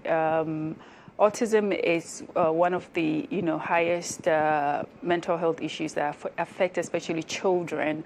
And in terms of our education system, how children with autism are able to thrive in the educational system. The education system is kind of created for neurotypicals. And when you are autistic, you're on the divergent spectrum. And so your ways of learning or your ability to, engage in social activities is very different. And this forum is going to highlight on how parents with neurodivergent kids are going to be able to manage it, how teachers are going to put out their voice, what their worry is when it comes to neurodivergent children in the classroom. What are we doing to educate teachers and also the society as well? If you have a friend who's autistic or ADHD, what are you doing? How are you accepting who they are, even though they don't behave or act in a neurotypical way? So this forum is just bringing parents, teachers, society, policymakers, everyone together so we can make decisions or create an environment that it's welcoming to the neurodivergent community. Very, very brilliant. But when is it happening and where is it happening? So this year it's happening at the College of Physicians tomorrow, the May 16th. Oh, it's just tomorrow? Yes, tomorrow. Right. Right. It's a Saturday, so there is no excuse, Right. So Saturday, 10 o'clock exactly, we're starting and we're looking. The event is free. It's free. So people don't have to pay to be there. You don't have to pay. You can go on our website, www.mentalhealthforumghana.com, and register, or you can even register at the entrance. But the event is entirely free. Yes. And so it's happening tomorrow at 10 a.m. Yes. Physicians and surgeons, that's where it's taking place. Who is invited to be a part of this conversation?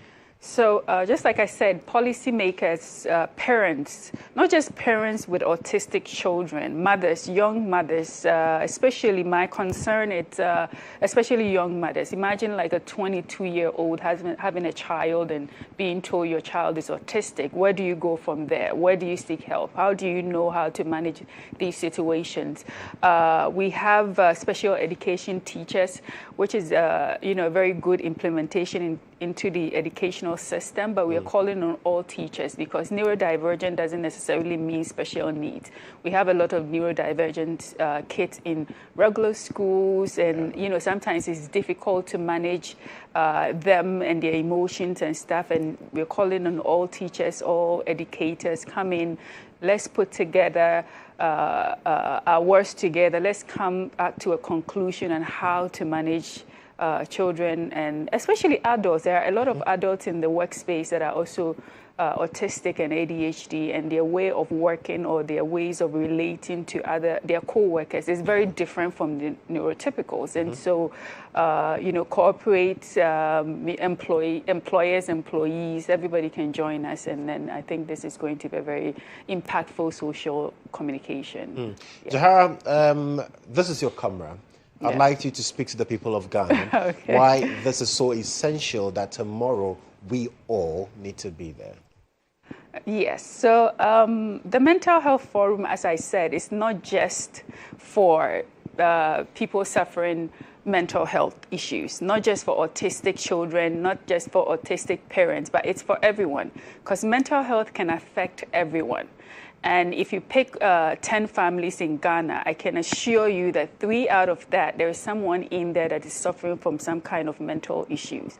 So tomorrow, Saturday, May 16th at 10 a.m., College of Physicians and Surgeons, we are inviting everyone to come in, policymakers, parents, autistic adults, ADHD adults, come share your story. Let somebody learn from you.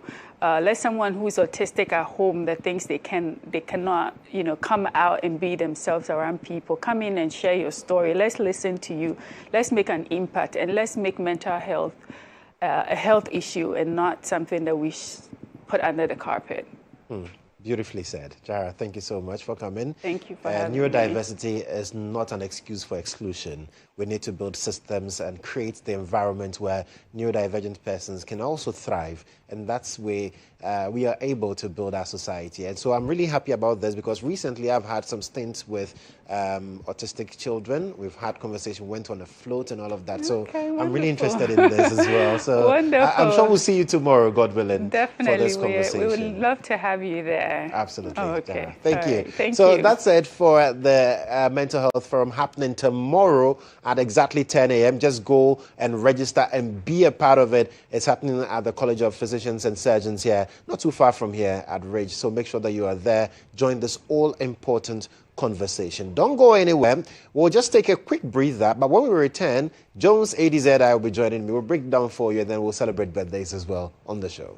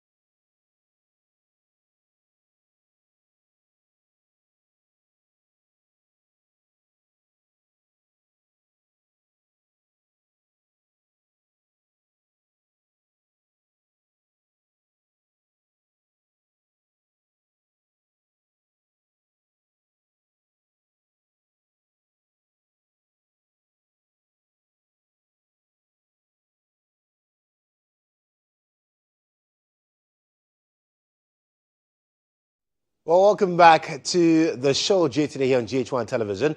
So much has been happening with regards to the African athletics competition, and Jones ADZI is joining me from the sports desk to have a conversation on what to expect. Jones, how is it going so far? Yeah. I mean, day one started, no medal for Ghana. Day two, no medal. But day three, indeed, we got a medal for Ghana. And as things stand, Ghana has actually picked up 3 medals so far, and it started with high jump. And Ghana has an African champion who is not part. Rosa Mwenyiwa Yeboah did not make it this time around, but the likes of Florence and Co made sure that Ghana actually did well. So you get the highlights of day 3 on your screens right now, and you obviously appreciate what Ghana has been able to do. So the medal breakthrough came. Florence Agyemang, she had a personal best of 51.87 seconds in the 400 meters. And then Alexa Mankwa added another bronze medal in the 800 meters as well. Esther Obenwa secured a silver medal in the women's high jump to give Team Ghana its 3rd medal. So congratulations to Team Ghana. In fact, we had a 4x100. We in local time we call it baton, baton race. Yes, the baton race, and the relays. Ghana came first in heat 2, so Ghana's made it to the finals as well. And it came with some kakalika dance and all that. I saw the moves. So Rashid Saminu, Edwin Gadai, Ibrahim Fuseini, and then Joseph Paul Amwa.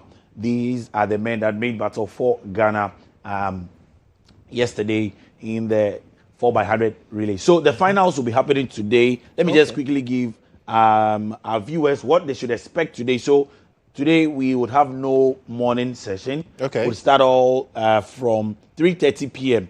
where we would have the long jump for the heptathlon and then javelin for the heptathlon as well. Now the heptathlon is for 7 events for women in there, and then we would also have the 110 meters hurdles heat 1 short put women's final as well happening later today. Then we have the 10,000 meters women's final. 10,000 meters women's final would also happen.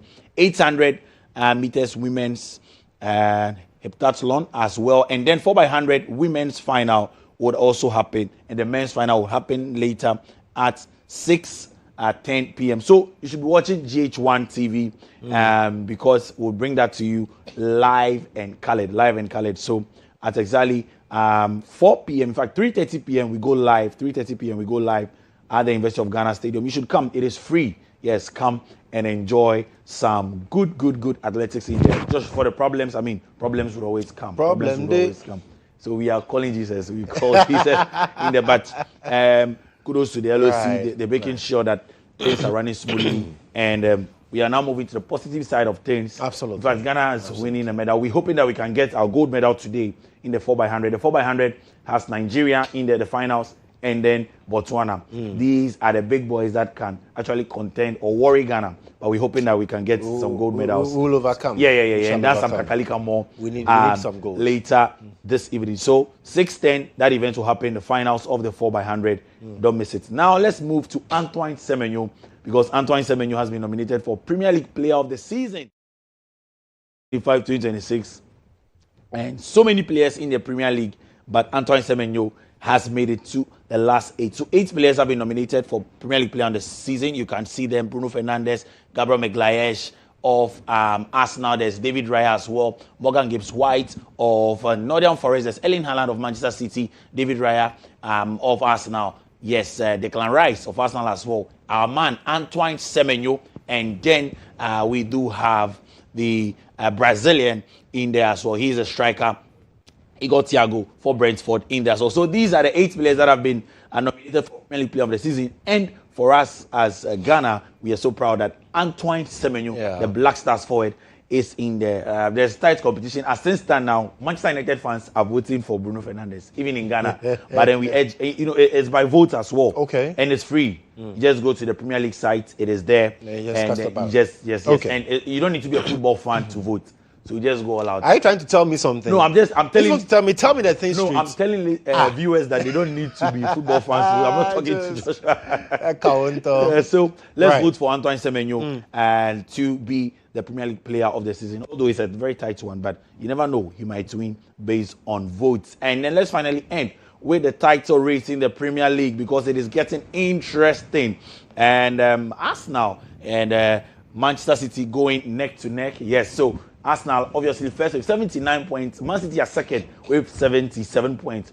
We have 2 games to go. And Burnley would be at the home of Arsenal at the Emirates. They take on Arsenal, and that game would be on Sunday. And then Manchester City would play. So Manchester City actually in the finals of the FA Cup. They play this weekend. Then Arsenal would play on Monday. So Tuesday, Bournemouth will take on Manchester City, and then the final day, Arsenal play Crystal Palace, and then Manchester City take on Aston Villa. Let's see if Arsenal, who are on top of the table, can go all out and win this one, or they might bottle it. I hope they don't bottle it because we want Bolare to do a party for Arsenal wins early. So Josh, that's all for the sports chats. 3:30 p.m. we go live at the University of Ghana Stadium. Jones ADZI there with the sports chat, but of course let's celebrate some birthdays.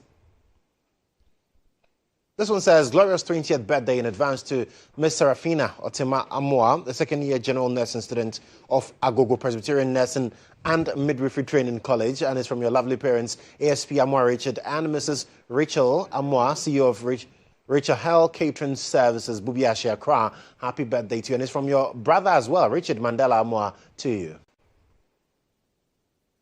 More birthdays, belated happy birthday wishes to you, Abi. May you live long and prosper. Love you always. And it's from Auntie Ama to you. Vera Agri, a.k.a. Miss Nana, you're special and we love you. More grace to do more. Happy birthday, great woman of God. Love from all your little sisters to you. Happy 6th birthday, Sergio Kofi Ofeisa. On this special day, may the good Lord shower his blessings upon you and make you great. And it's from your parents, Mr. and Mrs. Ofeisa. Happy birthday to a sister and a friend, Honey Bunny. On this special day, I wish you lots of joy, lots of good health, happiness, love, and smiles every day. May all your wishes come true. And this is from your sweet sister, Mafu Babe, last to you, wishing you the very best of the day. And of course, my brother, Samuel Opoku Brown of DLFM, happy birthday to you, bro. God bless you, grant your heart desires, and lift you to higher heights. Do have a wonderful celebration, Sammy. Happy birthday to the UPSA Law Students Union Treasurer, Prosper Nam Oni Yendiba. Will love and appreciate you today from your family and loved ones, wishing you more success, happiness, and blessings ahead. Happy birthday, Oscar, a.k.a. Abokash A. Wishing you a day full of happiness, success, and good vibes. Keep making imperfect look perfect with your creativity and talent. May this new age bring bigger opportunities, more wins, and endless blessings. Enjoy your day, and it's from Cornelius to you. Happy birthday to Apostle Professor Ignatius Joseph Boete, Resident Minister PIWC Kaneshi of the Church of Pentecost, wishing him good health with wealth and prosperity. And it's from Ike Ichampong to you. Osofo, God bless your new age. Happy birthday to you, Ernest Oseapieni, wishing you double of what you wish for yourself. And amen to all your secret prayers. Enjoy your day. And it's from Mrs. Oseapieni and the children to you. More birthday wishes, glorious Ed Day to you. WO2, Kwabnaibo Apra, I pray the heavens grant your heart desires and may the purpose for which the universe received you be established. And it's from your PA and last baby.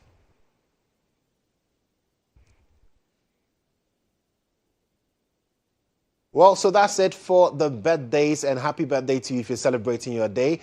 Big thanks to Babanao Couture for getting me all glammed up today. If you want any of these kaftans, please check out Babanao Couture on Instagram, all social media platforms. Also locate the showroom at Oyarifa. But that's it for the show today. It's been a really, really beautiful week and exciting week as well. See you, God willing, next week. Do have a wonderful weekend.